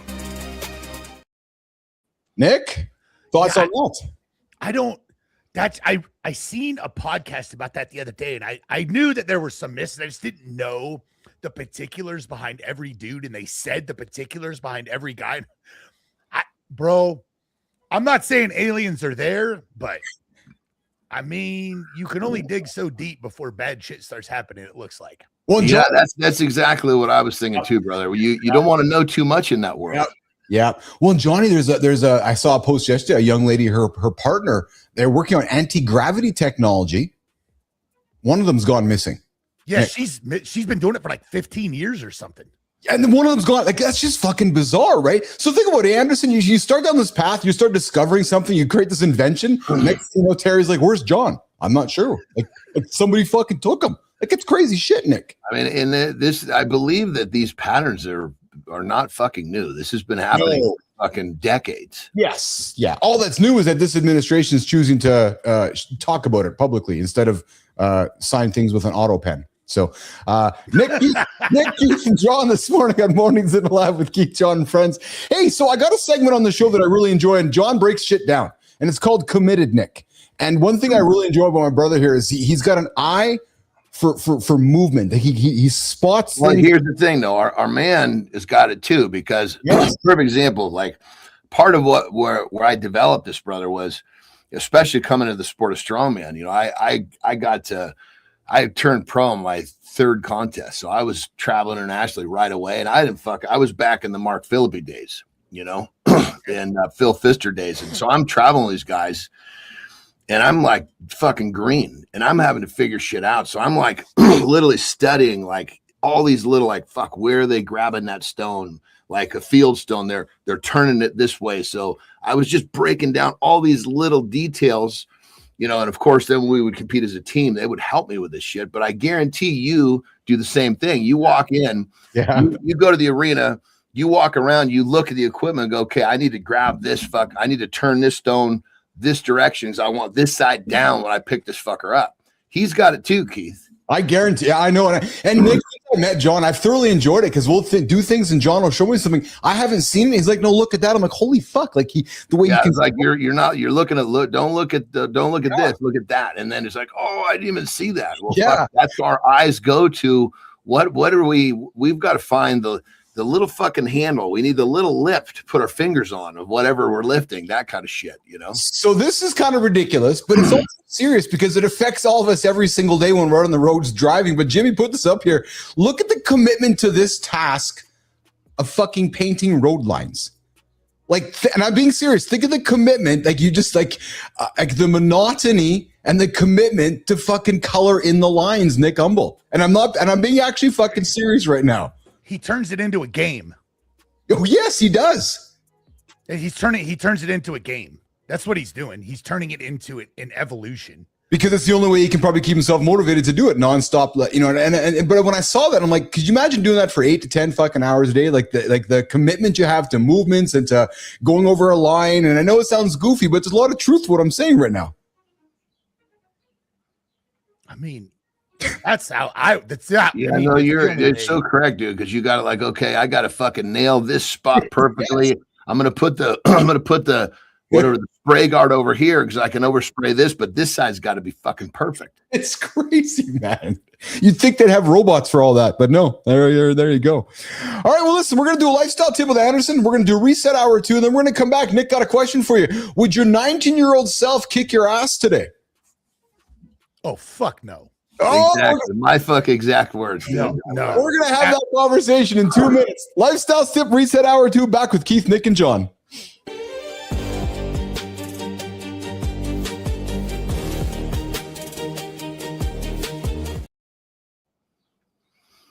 Lifestyle tip. All right, we're going to literally break this down into my morning.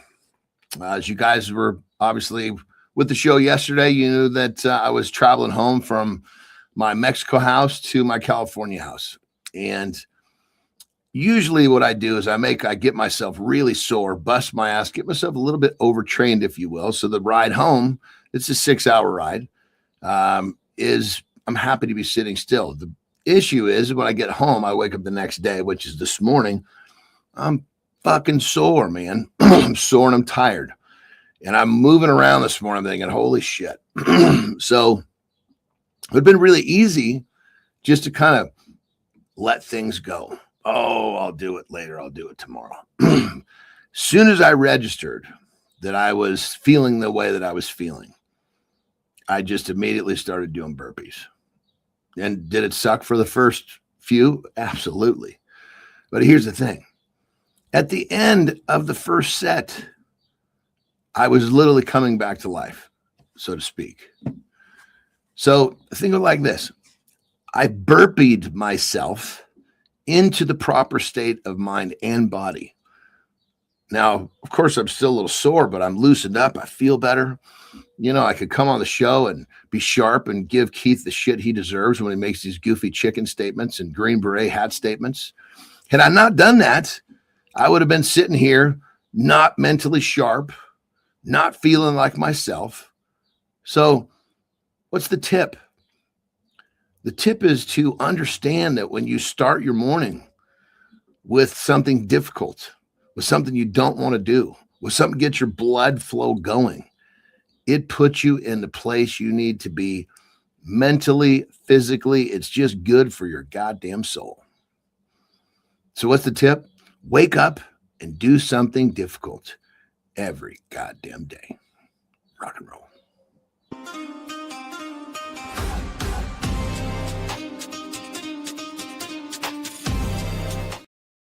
Good morning. Welcome back to hour 2 of Mornings in the Lab with Keith, John, and friends. We're hanging out with our friend Nick. The guy grew up in Minneapolis, Iowa, small town backup lineman, Green Beret, 3 Bronze Stars, Valor Citation. The guy doesn't even talk about it. Nope, too humble. Nick Humble, hanging out with myself and Jon Andersen this morning. Great conversation. We got into what Hogan was consuming during his life. Oh my God. And Johnny shared some of his comments around that situation. We showed the commitment it takes to paint lines on the road. You're thinking, what are you fucking talking about, Billis? Trust me, you want to go see that one. But coming up right now, hour 2, your 19-year-old self, would it kick your ass? According to Nick, he's like, no. According to John, he's like, no. According to Keith, it said yes. That conversation's coming up right now on the Deep Dive on Mornings in the Lab with Keith, John, and friends. You ever look at your life and realize you've been negotiating with comfort like it's a boss you can't fire? Gen X men don't need motivation. They need a mirror and 2 honest questions. Your 19-year-old self had fire. Now you've got routines that feel responsible and a life that feels muted. I'm not muted. I'm optimized. Same job, same habits, no surprises. That's the trap. Stability turns into compliance, and you wake up 10 years older with nothing new to show for it. So, Keith and John, when a man says he's being responsible, how do you tell if he's building a life or just avoiding one?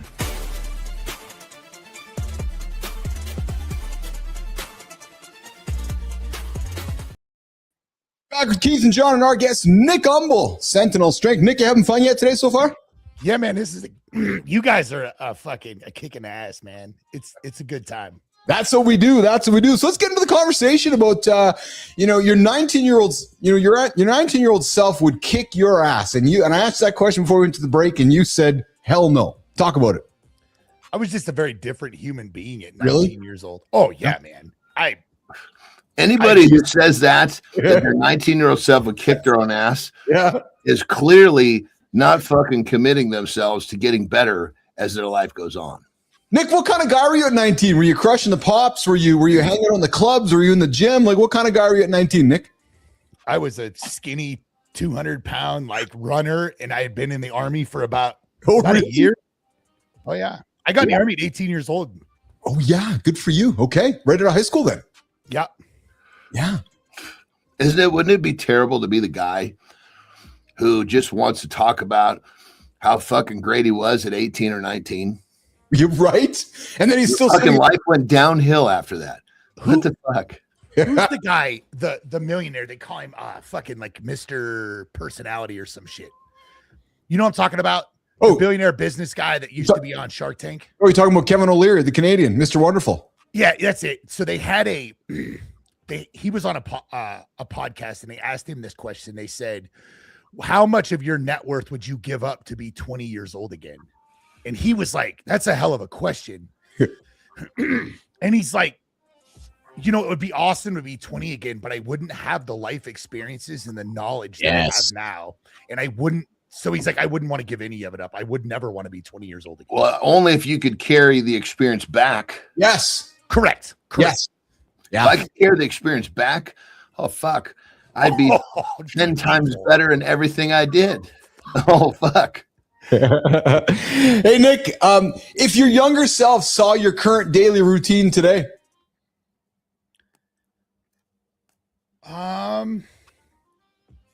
He would probably be in awe of what I do today. Exactly. My younger would say, I better fucking get to work. That's awesome. Yeah.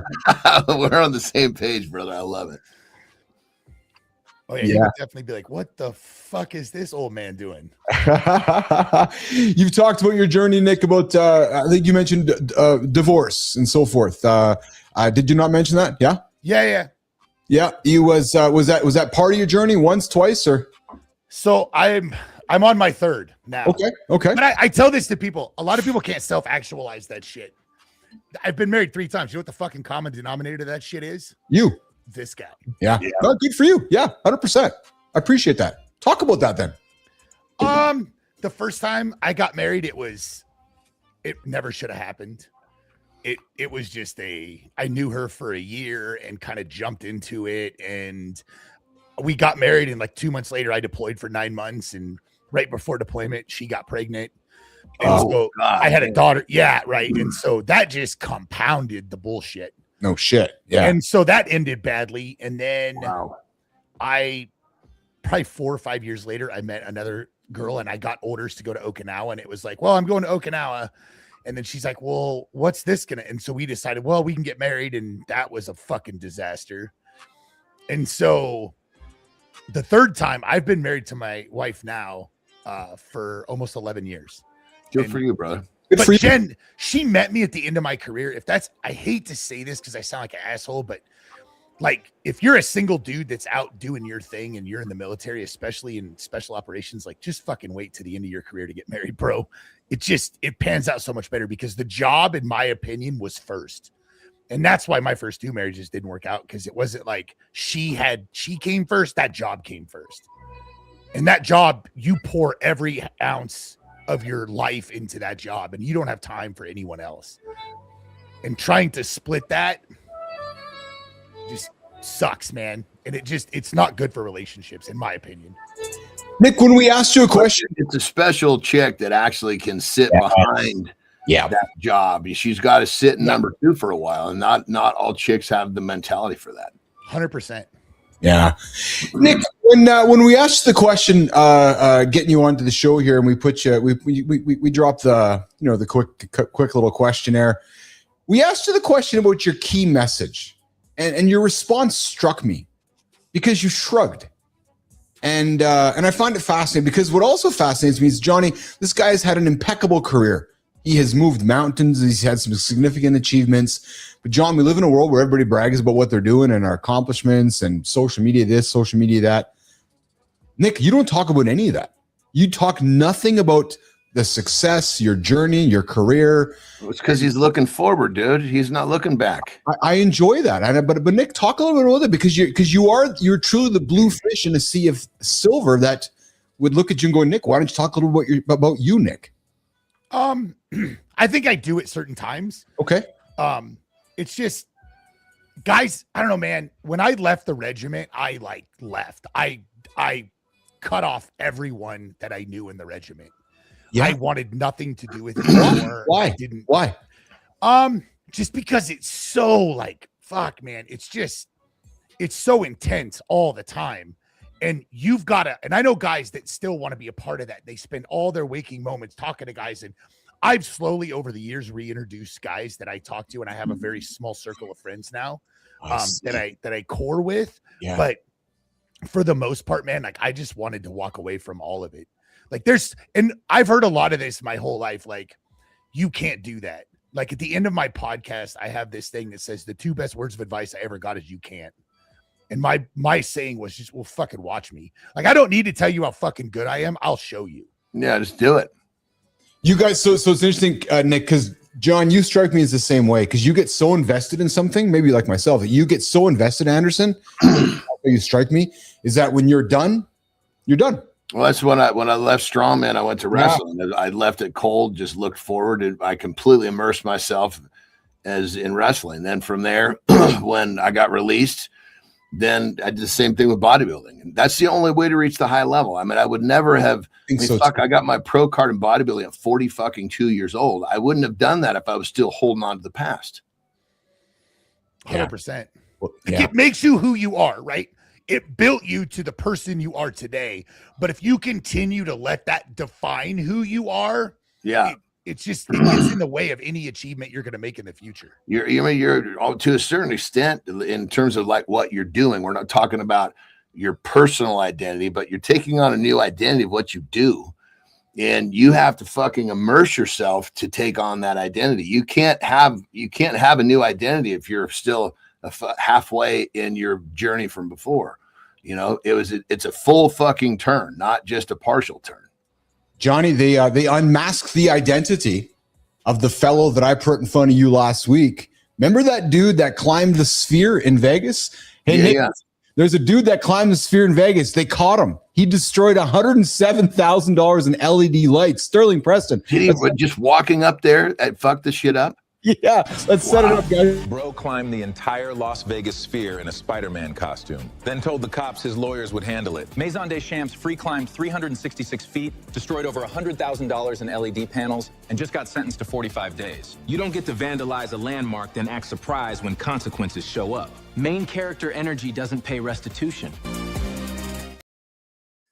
So I guess everyone he touched on, he must have busted it. $107,000 worth of lights he busted. I'm assuming it'd be like walking on a fucking TV if it was flat on the ground. I think so too, Anderson. Yeah. So Nick, we do this daily show, right? So with current events and mixture of shit. So last week and Johnny was at the Sphere a few months ago. So and he's like, I want to go there. I haven't been. He's like my proxy. So I found this and I'm like, Anderson, check this out. He's like, holy fuck, how did the guy climb up there? Well, they caught him.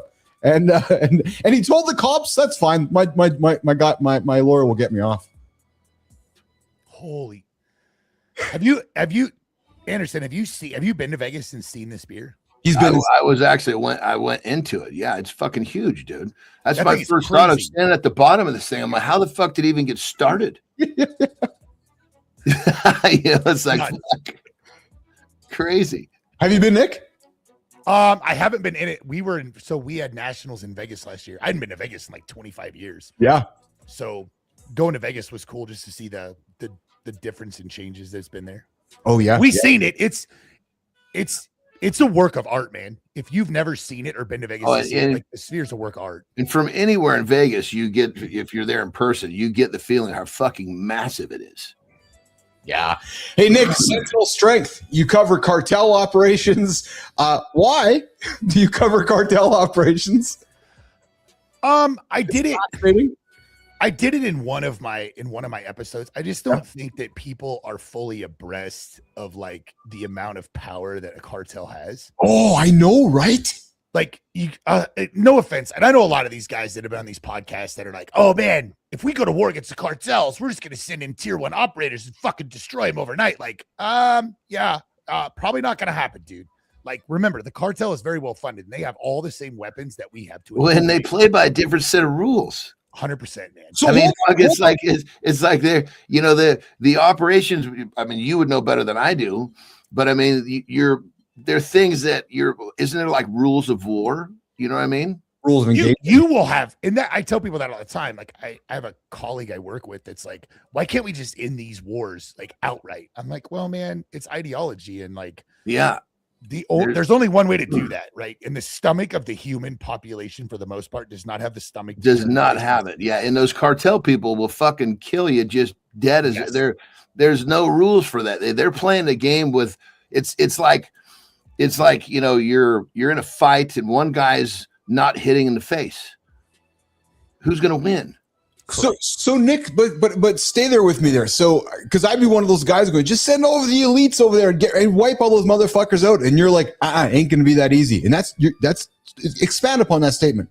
Look at the amount of money the cartel spends on security, right? Early warning systems, defense layers in defense. Shit, man. There's dudes from numerous special operations groups throughout the world that literally train the cartel on a daily basis.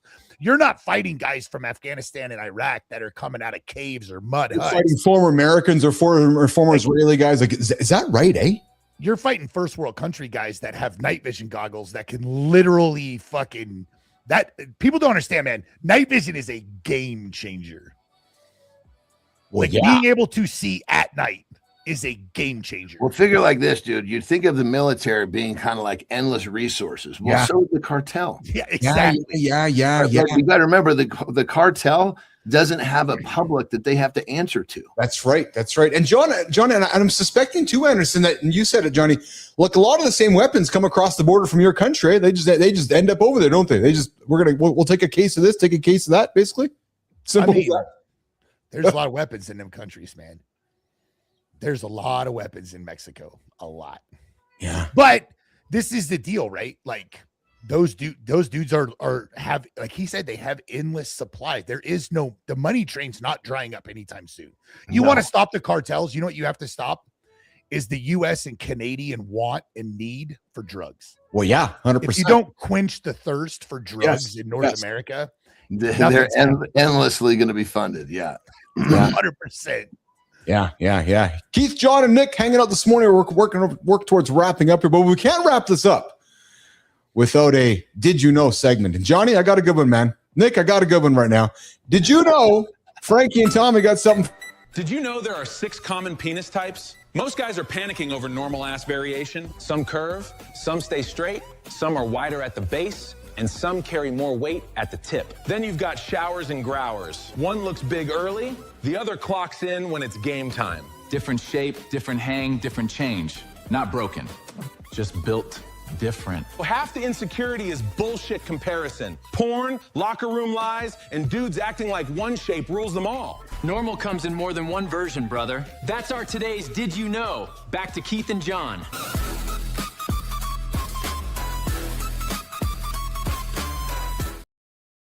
So I know following the show, Nick is going to be going to the bathroom, looking down and wondering if he's curved, if he's straight, if he's wider.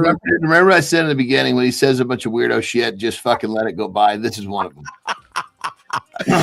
Nick, where are you going to fall into this one, man? Are you which one of the 6 are you? I'm going to say that I'm. Oh, where did my thing go here? I don't, dude. Don't create the visual for that. Jesus Christ, you're fucking weird. It's hard enough for me to stomach you. Now give me a visual on your cock. Come on. It's at this point when I'm asking myself, what the fuck did I stay and get myself? Yeah. We're talking penis types this morning on Mornings in the Live. Hey, Nick, we just talk about the things nobody else is talking about this morning. And we all have them. So we're having some giggles about them this morning. Nick, what do you got going on in your world here today, pal? Not much, man. I got 2 days off lifting, and then I'm gonna go see a good. Yeah, so I lift 4 days a week. Okay. And I'm trying some new variation stuff out. So I take my last 2 days off, and I'll start again back on Saturday. And I've got a buddy I'm going to go see this weekend in Virginia Beach. I haven't seen him probably once in the last 12 years. So it's going to be a good time, man. Nice. Nicely done. Nicely But done. you hear what he's talking about? He's talking about testing new training methods. Especially as we get older, that never fucking stops, man. I mean, it's constant. It's constant. Because as we get older, because I'm 54 now, and it's crazy. Like people look and they say, "Oh, but you must spend hours in the gym." And I look at him now. I mean, when I was younger, yeah, I could take that title. But I look at him now and I say, if I told you how little I train, you wouldn't believe me. Hey, Nick, one of the things we talk about often on the show, and Johnny's an expert in this, is peptides. Are you into the world of peptides, Nick? 100%. Let's talk about it. What are you? Where are you at? What are you at? What are you taking? If you don't mind sharing that with us. So I take BPC 157, TB 500, CJC 1295. There's a new one out. It's Johnny, I don't remember what it's. I own a company with Travis Ortmeyer. We're Max Performance. Do you really? Yeah. I'm looking it up as we speak. Nick, as you don't know, I'm Johnny's assistant too, so I can connect you and John after show if you guys need to be connected. I'm happy. Yeah, that'd be awesome. That'd be great. Yeah, dude, we take on affiliates, dude. If you want to be an affiliate, for sure. Yeah, I've taken I took BPC 157 for a couple different shoulder issues, and I did it for fucking cleans them up quick. Dude, I took it for like a year straight, and dude, I never stopped taking it. So I started getting fold syndrome in my elbows. You know what that is? It's where the so like babies get it when they grow, they're like their cartilage starts to grow over and it starts to fold up, but it causes irritation in adults. Okay. And so my PT lives in Jacksonville. She does everything remote. She works with strength athletes. She's like, I've never heard of this before. I stopped taking BPC 157 and the folds so that cartilage just, absorbed back into my body. So then we started testing squats. Like, obviously I'm older and I've beat my body up, especially my knees. I don't have knee issues. I can now squat up to about 315, 325 with no knee pain at all. I've always used knee sleeves. So that BPC 157, in my opinion, started to replace cartilage in my fucking knees. I don't know how that shit is possible. There's another one called Cartilax that actually literally it just focuses straight on the cartilage. Really? Yeah. Yeah, we'll have that up on the website probably here in the next 2 weeks. Yeah, dude, peptides are such an I started taking TRT, and so I keep my testosterone somewhere between 1,000 and 1,100. And I posed the question when I was doing my master's degree in strength and conditioning about 2 years ago. I was like, what's the difference between doing steroids and fucking doing TRT, right? Except for the fact that I have a doctor legally prescribing me fucking testosterone, right? And I'm not buying it from a market. And then you look at some of these strongmen, like Mitchell Hooper just said, like, what did he say? I'm doing 750 milligrams of fucking TRT a week. Like, those guys' testosterone have to be in the 5,000s. Wow. I have no context with that. So I'm not mad at him. Dude. In my personal opinion, I think all special operators should be on TRT and they should be regulated by doctors. Like, it's dude, and that's just the fuck. I mean, 750 a week is the fucking tip of the iceberg. Yeah. I mean, I know dudes that'll take 750, 3 times a week. Wow. Fuck. Yeah. Wow. Yeah. I mean, strongman, because here's the thing. In the same thing in bodybuilding, it's almost like the guys that are trying to get there that don't know, they're the abusers. Oh yeah, that would make sense, Johnny. For sure, it would 100%. Yeah, because yes, when it's you because you think it's all about the gear. No, it's the guys that get it. They're committed to the training. They're committed to all of the pieces. Yes, the guys that don't get it, they're just thinking I got to take more shit. 100%. That's why strongman appeals to me, is because it's the journey and the workouts. It's not necessarily the comp. It's getting stronger so I can go to a comp to win or place in the top 10, depending on how big that comp is, or in the top 5, right? So you're 100% right. I know guys that when I was younger that was, oh man, all I got to do is take fucking juice, man, and I'm good to go. Like, no. Like, you got to go fucking work out, dude. Yeah. We got Sullivan, one of the OGs here. I like John's BPC 157 and TB 500 on my 4th consecutive day. Super easy and painless, coming from Mike Sullivan this morning on the big show here. Hey Nick, when you discovered peptides in your journey, was it just through friends, colleagues, or your own research, or how did you get there? I think, to be honest with you, I think Joe Rogan, I heard it on there and I started researching it. So I spent the next 6 months, and I'm a big nerd like that. Like I'll spend 6 months looking into something and looking into what it's worth and what companies are worthwhile and what companies aren't. And then I found a couple companies that I do business with and I started taking them. And the BPC 157, I noticed a big change, just aches and pains and shoulder stuff. And so I started on TB 500. Then I learned about CJC 1295. And I was like, oh, this stuff's really well, we got to get you on BPC 157, TB 500 KPV. That's the regulator of inflammation. And then come at the 4th angle, which is GHK -CU. That's the full fucking, when it comes to healing and getting recovered, that's the full fucking deal in terms of just the healers. CJC, now you're talking about growth hormone, which is it's like another pathway of healing. Yeah. But yeah, for sure, brother. I mean, when you know who actually handles Keith, who handles all of my affiliates is actually Ben. Oh, okay. Oh, yeah. Okay. Yeah. Awesome. Yeah. Travis is our primary. He's the one that gathers our athletes. We actually sponsor Evan Sullivan too. He's one of our affiliates as well. So yeah, we got most of our affiliates are from the strongman world. So if you want to talk to us, let me know, brother. Nick, yeah, definitely. 100%, man. Nick, I'll connect for sure. Hey guys, before you guys get out of here, we look around us and we can see how the world and culture changes just through our eyes of color. Look at what cars look like in 1980 compared to 2026, and I'm serious. Just look at how society adopts color. I'm sorry, real quick. Did I say Evan Singleton? I'm sorry, Jesus Christ. Okay, yeah. Yeah, T-Rex, that's his code. Yep. Yeah, sorry about that. Sorry, Keith. No, that's okay. Yeah, so you can see, look at the difference of vehicles parked in the 80s compared to 40 years later.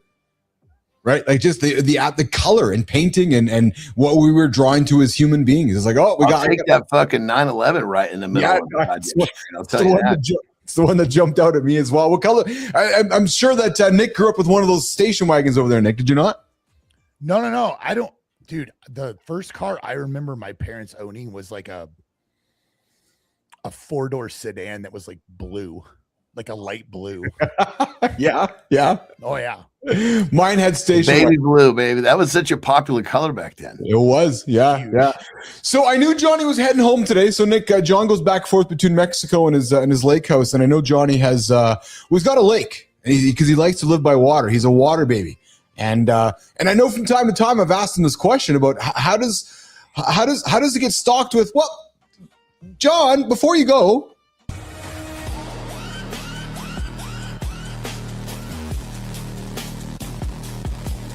Hey, John, before you go, you see this silver tanker backed up to the lake like it's about to refuel Poseidon? Dude cranks the rear valve and it's a fire hose of water and fish. It's like a seafood vending machine having a breakdown. Fish are tumbling out by the hundreds, splashing everywhere.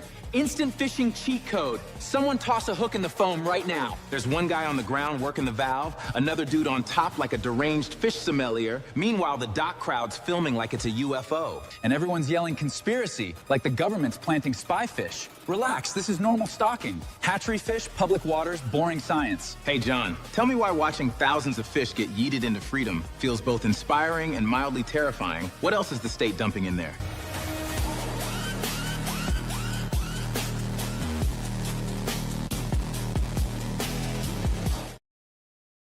Fucking first off, my AI character actually had fucking hair. Did you see that? There's hair coming out the back of my hat. Number one, I did. So but anybody who, I mean, if the two gay, and just so you have the background of this, Nick. So the two guys that introduced this, I call them my gay brothers because they're fucking homosexual. There's no way they're not gay. They tried. They finally admitted it, but they're also AI characters. But they act surprised when they see this. Fuck, if they would just come up for air fucking versus slobbing each other's knobs all fucking day. This is pretty common way of stocking a fucking goddamn lake. Well, so I opened the V's up yesterday. I knew you were going home. I figured I'd send a tanker out there to stock your lake for you yesterday. So it is pretty cool though to see fish stalking a lake. I've seen this never gets old to me. Well, you know, we actually have I think it's like somewhere in the 80s of carp. Can't reproduce. We get them from the state. Okay. So these fuckers are huge. They eat their weight, and they're probably 5-pound fucking fish. I mean, they're big, you know. Oh yeah. But they eat their weight in because they're the ones that keep the lake clean. Yes, that's right. Yes, every fucking day, dude. They're carper shitfish is what they are. Yes, good time. $5,000 chicken. That's what Johnny had in the truck with him. Hey Nick, we're getting you out of here. What do you got going on today, brother? You got a day off, eh? Taking a day off. And I got a chiropractor appointment, man. Oh well, good luck with that one. Good luck with that one. Johnny, what do you got going on, brother? You going to get a nap in right now, or what are you doing now? Yeah, actually, Ben is with Travis and Nick of World's Strongest Man because he works primarily for me, but he does go do video stuff for them too. Oh, that's fun. So he's actually on the road, which means we're not doing our normal filming right now. Oh, okay. There you go. Yeah, so I'm gonna get my first nap a little early today. Nick, I get up at 3:00, 3:30. So I do my day in shifts. So I get that first 4 hours, take a nap, kick ass another 4 hours, have my workout, take another nap. So that's kind of like I work in these blocks, you know. But anyway, so yeah, first nap is coming a little early today, which is good. I need it because I'm then basically great. I'm looking forward to my workout. Then we're basically getting ready to leave because we're heading up to we're going tomorrow morning to the grandson's birthday. Oh, fun. Oh, yes. We got him. I bought him a quad yesterday on the way home. So yeah. I mean, just fucking basic over the phone. So that's going to it'll be delivered here before he comes for 4th of July. So when he gets when we at the party tomorrow, we got him a whole bunch of like riding gear. He's going to like, what is all this for? And then the last thing he'll open will be this fucking big picture of that's awesome. We bought him. That's fucking awesome. That's so awesome. Hey, Nick, we come back hang out with us again sometime. Yeah, man, whatever. Let me know. Awesome. And I got another show for you to get onto. It's called What the Truck. It's a show for veterans. Former Green Beret on that show as well. They're leaning into conversations. We're producing. It's on our network here. They're leaning into conversations about guys like yourself that get after it and go and take the next stage instead of the veterans. You represent everything that their show's about, brother. Exactly. Yeah, like getting after it, not wallowing in sorrow, not fucking getting lost after the military. Yeah. And it's hard, man. And there are organizations out there that will allow you to play that victim role all the way to your fucking Well, isn't that the truth, dude? There's organizations that will aid you being a victim no matter what you're fucking being a victim from. You're 100% correct, my friend. Nick, I've had so much fun hanging out with you, brother. So much love. Thanks for spending some time with us this morning. Johnny? It was fun, brother. Had a lot of fun hanging out this morning. Keep kicking ass, man. Good luck at your next comp. Hey, I appreciate it. Hey, thanks you guys for inviting me on, man. There's been times where I was like, what the fuck did I get myself into? But in retrospect, man, you guys are two awesome guys to have conversation with. So I appreciate that, bro. Hey, listen, after your competition, come back and let us know how you made out. Would you do that for us? Yeah, man. Yeah. We'd love to hear about that for sure. And I'll connect you with Johnny if you want to learn more about his world of what he's on the peptide side of things too. Yeah, it'd be awesome. Let me hook me up with that. You bet. All right, Nick's out of here. We're going to walk Nick out. I'm going to take a quick couple seconds with Johnny and say goodbye to Johnny. John, that was fun, man. Nick's solid dude. I'm telling you, solid dude. Yeah, it was a lot of fun. Yeah. And just the fact that he, did his whole life, he's just doing what most people don't. And that's what makes him special. He reminds me a lot of you. And I mean that as a compliment because he clearly he's moving from one chapter to the next. Yeah. Not holding on to what he once was. He's going to be the new version of him, and he's going to be fucking even better. And not wallowing about yesterday, right? So yeah. I really appreciated that. Hey, quickly before you go, Jimmy, because I know Ben's gone, so I'm going to keep Johnny for one more minute here. Jimmy, run this Ric Flair words of wisdom, John. So Flair was on yesterday with. I know what I've done. I feel like, and I do feel this way, that I should have a red carpet wherever I go. and I'm not afraid to tell you that.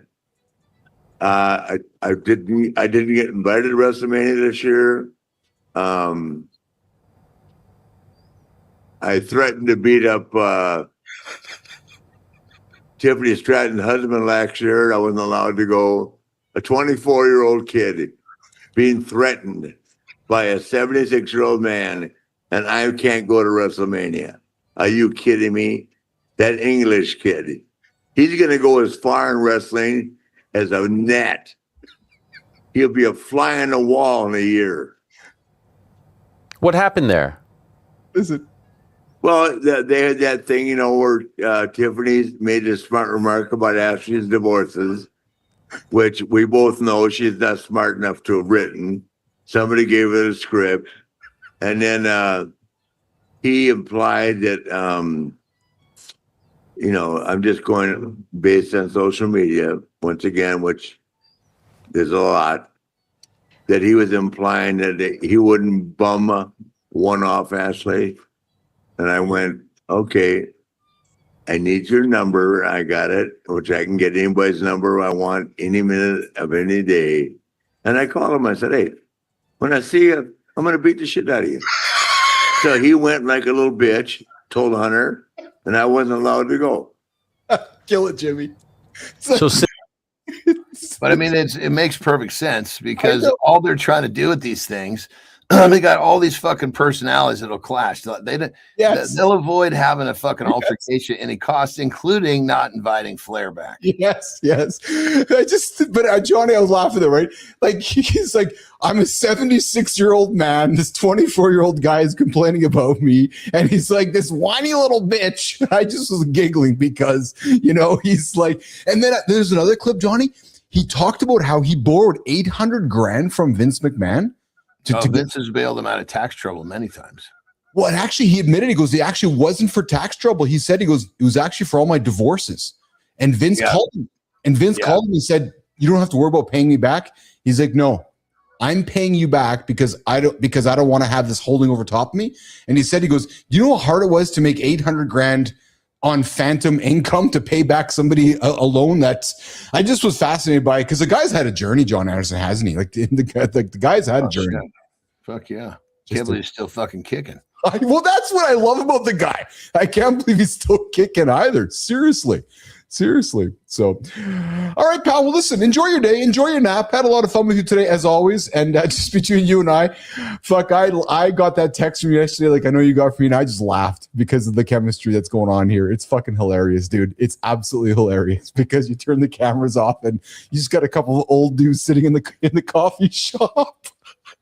I don't know if I'd consider myself an old dude in the coffee shop. You can, but the relationship changes form. I say that. I love it. Anderson, lots of love, brother. Be safe today. Have a lot of fun, and we'll talk to you tomorrow, okay? Have a good loop, my brother. Take care. Johnny's out of your nation. Good morning, everybody. Good morning, good time. Good morning, Sullivan. Good morning, Petro. What's going on, Joel Brown? He says Trump 2028. Maybe. You never know. All right. Okay, I got 56 seconds apparently. Hold on. Just doing. Oh, I think the flow is going to feel pretty good today, Jimmy. I think we're going to have some good flow here today. So we're going to get some flow, and then we're going to come back. I got a little bit of a monologue, and then Jimmy, we'll see how the monologue goes. We might just bump community. Maya, I'm sorry. But we might bump Maya off the show today. Just maybe. I don't know. Just we'll see how it goes. But I do got a monologue, and I know yesterday's resonated with a few of you. I got some feedback from a few of you yesterday that what we talked about resonated with you. Yesterday we talked about just waking up in life, going, holy shit, I'm 40 something, I'm 50 something, and life has got me here. And I know a few of you came back to me yesterday and said, wow, that one hit me straight in the gut, and I need to do something about it. Well, so today I got something maybe similar, which leans into this idea about our personality, and we often say, so there's a bunch of people around us will say, well, that's just how I am. That's just how I've always done things, or I've always struggled with this. And I'm as guilty as anybody to say these kind of things. Well, listen, the monologue coming up sounds like this: your personality is not the problem. No, your patterns are. We keep calling it personality. It isn't. It's the pattern we've repeated so long, it feels like a name. Personality feels permanent, so we stop fighting. Patterns are built, and they can be broken. That's where responsibility starts. We say, that's just how we are, to stay comfortable. It's not self-awareness. It's surrender, dressed up as honesty. Danger is how natural it gets. We stop noticing the damage. We normalize dysfunction until it looks like character. Then we defend what's hurting us. We protect the loop because it's familiar. We build the prison and call it identity. A lot of us were built in survival mode. Those old defenses don't fit this season. What saved us then can ruin us now. So we stop introducing ourselves through the struggle. We tell the truth about the pattern, then change the reps. Keith's about to walk us through it.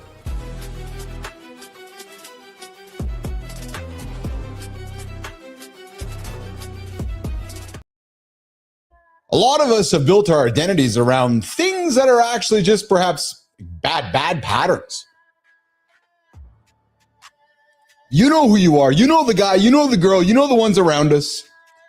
We say things like, "That's how I am," or here's a common one. Jimmy. Here's a common one. I'm not a morning person, Neiman. Or Kai. I've always struggled with consistency. Oh, that was Flinner. Or I'm not disciplined. Or here's one. Here's the best one. I'm not good on camera. No? Yeah, I can see Neiman frantically typing right now. I'm just the kind of person who starts things and doesn't finish them. No, not at all. Like, actually, not at all. No. Maybe that's not your personality. Maybe, just maybe, that is your pattern. And that matters because personality feels permanent. It's all of us, but a pattern can be broken. Think about that, the two P's, personality and patterns. And that is the trap that we often get into, is that we repeat something long enough, and then we start identifying with it. We start calling it who we are. We confuse familiarity with the truth. We become not the morning person. We confuse repetition with identity. We absolutely do. We're like, well, yeah. No, you confuse comfort with self-awareness. That's true. That's two. And now all of a sudden, the very thing that's holding you back becomes the thing that you protect the most. And here's what I find. That's insane. Like, think about it. How many people are defending habits that are actively ruining their lives? Snooze. Just because those habits have been around for a long time. Like, think about this for a second. Jimmy, think about this. So somebody who's been snoozing forever, I just snooze. So they've accepted in their brain, hey, Petro, they've accepted in their brain that they're just a snoozer. That's just what I do. I snooze. So for your whole life, hey, Jimmy, let's pull this up, snoozetracker.com. So for 10 years, you just become that's what it is. Think about 10 years of just being that, snoozing. And then what we do is we call it our personality, right? We call it, well, that's just real for me. And then it's like, well, but I know myself because I snooze all the time. No. What you're really doing is you're building a prison. Yeah. And you're decorating the walls with your excuses. You're not just bad with money. No, you have a pattern with money. Think about that for a second. Oh, you mean I got to pay my taxes? Yep, you sure do. Happens every single year. And you're not just inconsistent. No, you have a pattern of breaking agreements with yourself. That's called your own mirror. Yeah, we talk about it on the show all the time. And you're not just low energy. No, you may have a pattern. You may have a pattern of eating like shit, sleeping badly, scrolling too much, avoiding hard conversations, and living with no real purpose. And guys, that is not identity. No. That is a repetition of a pattern. Oops.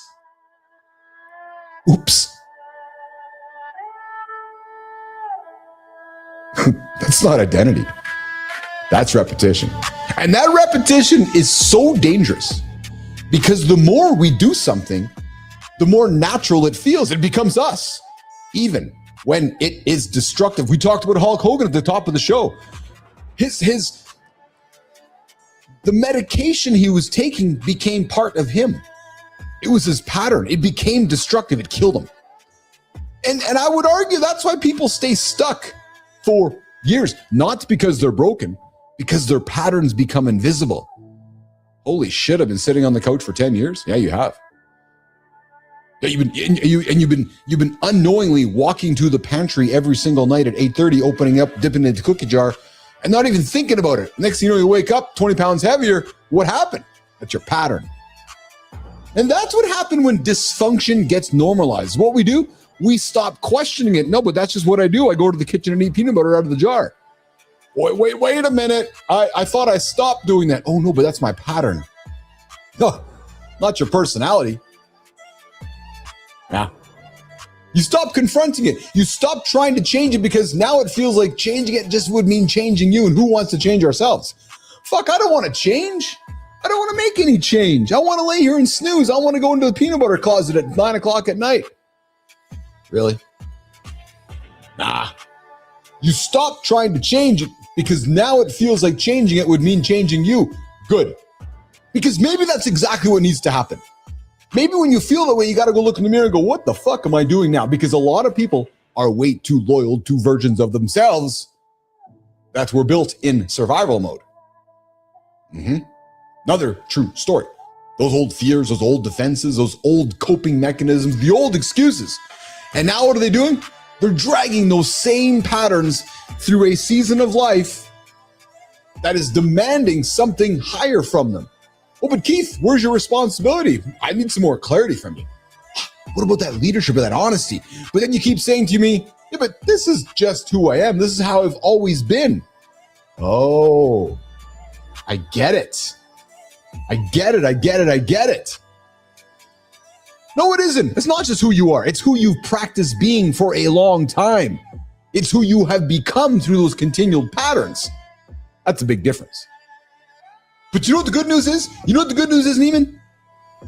Anything practiced can be replaced. So you can actually become a morning person.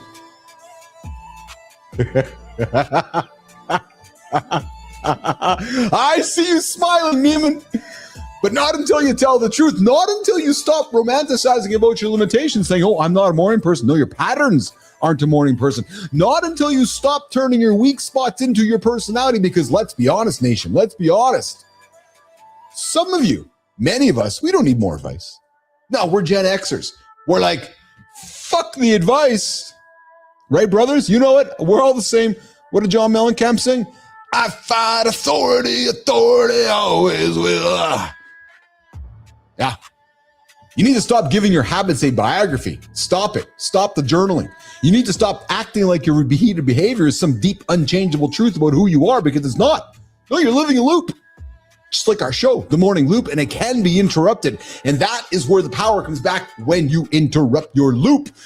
The moment you realize, what the fuck, this snooze button? That's not my identity. No, this is my pattern. My peanut butter jar has become my pattern. And if it's a pattern, we can change it. Because that is the moment everything starts moving. Because now you're not trapped. You become responsible. And that is a harder truth. But it's actually a much more useful one too. So no, nation, the personality you have, those excuses you keep making, that's not your problem at all. Stop it. Stop blaming the excuse. That's just who I am. I'm not coordinated. No. The longer that you keep confusing pattern over personality, here's the reality. The longer you're going to stay loyal to a version of yourself that you've already outgrown.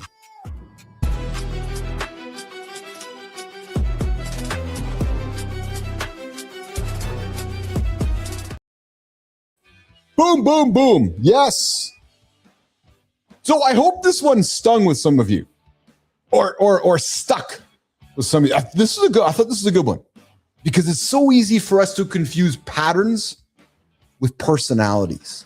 It is, and you think about the changing of those, those words there, right? Personality, patterns, boom, boom, boom, boom. It's a conflict. It's an absolute conflict.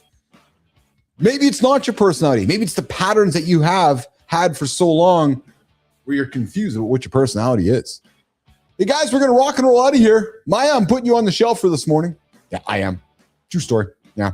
What a fun show here today. A lot of fun. We had Nick Umber in the show here today. We talked about the color of the Green Beret. They're like, what? Yeah. What the elite Green Beret of Nick. I teased Jon Andersen for a little bit today. Probably not. Johnny teased Keith here today. Oh man. Yep. Oh yeah. Maya's. Oh yeah. 2 consecutive days we've bumped Maya off the show here. Sorry, Maya.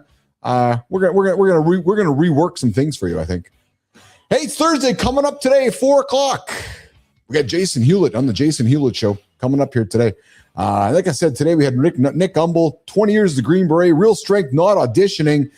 We talked patterns over personalities and so forth. Tomorrow, Howard Stephen Berg hits the show. Johnny's going to struggle with this one. The world's fastest reader. The man who read a 1,500-page bill on live TV in 50 minutes. I'm not sure why. And a guest who might make half the audience feel wildly unprepared. So coming up tomorrow, Howard Stephen Berg, and of course, with our favorite, the resident doc himself, Dr. John Petrocelli. Yes, excited to have the doc in. I know he's out there listening all the time. And as he says, I fight authority, authority always wins well. I fight authority, authority always wins well. I've been doing it since I was a young kid and I kept on grinning. I fight authority always wins. Yeah, there we go. Yes, there's Jason Brophy. What's going on, Brophy? I hope all's well, my brother. We are kicking it. I'd love to see you there in the comments. You came in just as we were singing some tunes. A little bit of Mellencamp this morning for all my Gen Xers out there. Dude, so Mellencamp came through Winnipeg. I don't know. Years ago. I went to his 3. It was the Lonesome Jubilee tour. So fucking good, man. Boop, boop, boop, boop, boop, boop. 3 consecutive nights. I think to this day, still one of the greatest concerts I've ever been to. True story. And that was an awesome fucking album, man. The Lonesome Jubilee. Yes, that was I'm a big fan of that one. Brophy, how are you? What's going on in your world? Bullshit Professor Petro, thanks for the words this morning. I appreciate that. We'll see you in less than 24 hours. And tomorrow's going to be quite a boring one, I think. Yes, probably not. Hey, guys, we'll see you in less than 22 hours. Where? Right here. Mornings.live. Mornings.live. And if you haven't checked in yet, I invite you to do that. Go check into the show. Mornings.live. Jason Brophy, if you haven't checked in yet, you haven't been around for a while, come check out. We've been growing this show like a motherfucker. Charlie, have a good one, brother. Peace to you. Peace to Petro. Peace to Sullivan. Peace to Holroyd. And lots of love from me to all of you. And on behalf of Jimmy, Kai, and Melissa, good morning, everybody. We'll see you guys in less than 24 hours on Mornings in the Lab with Keith, John, and friends.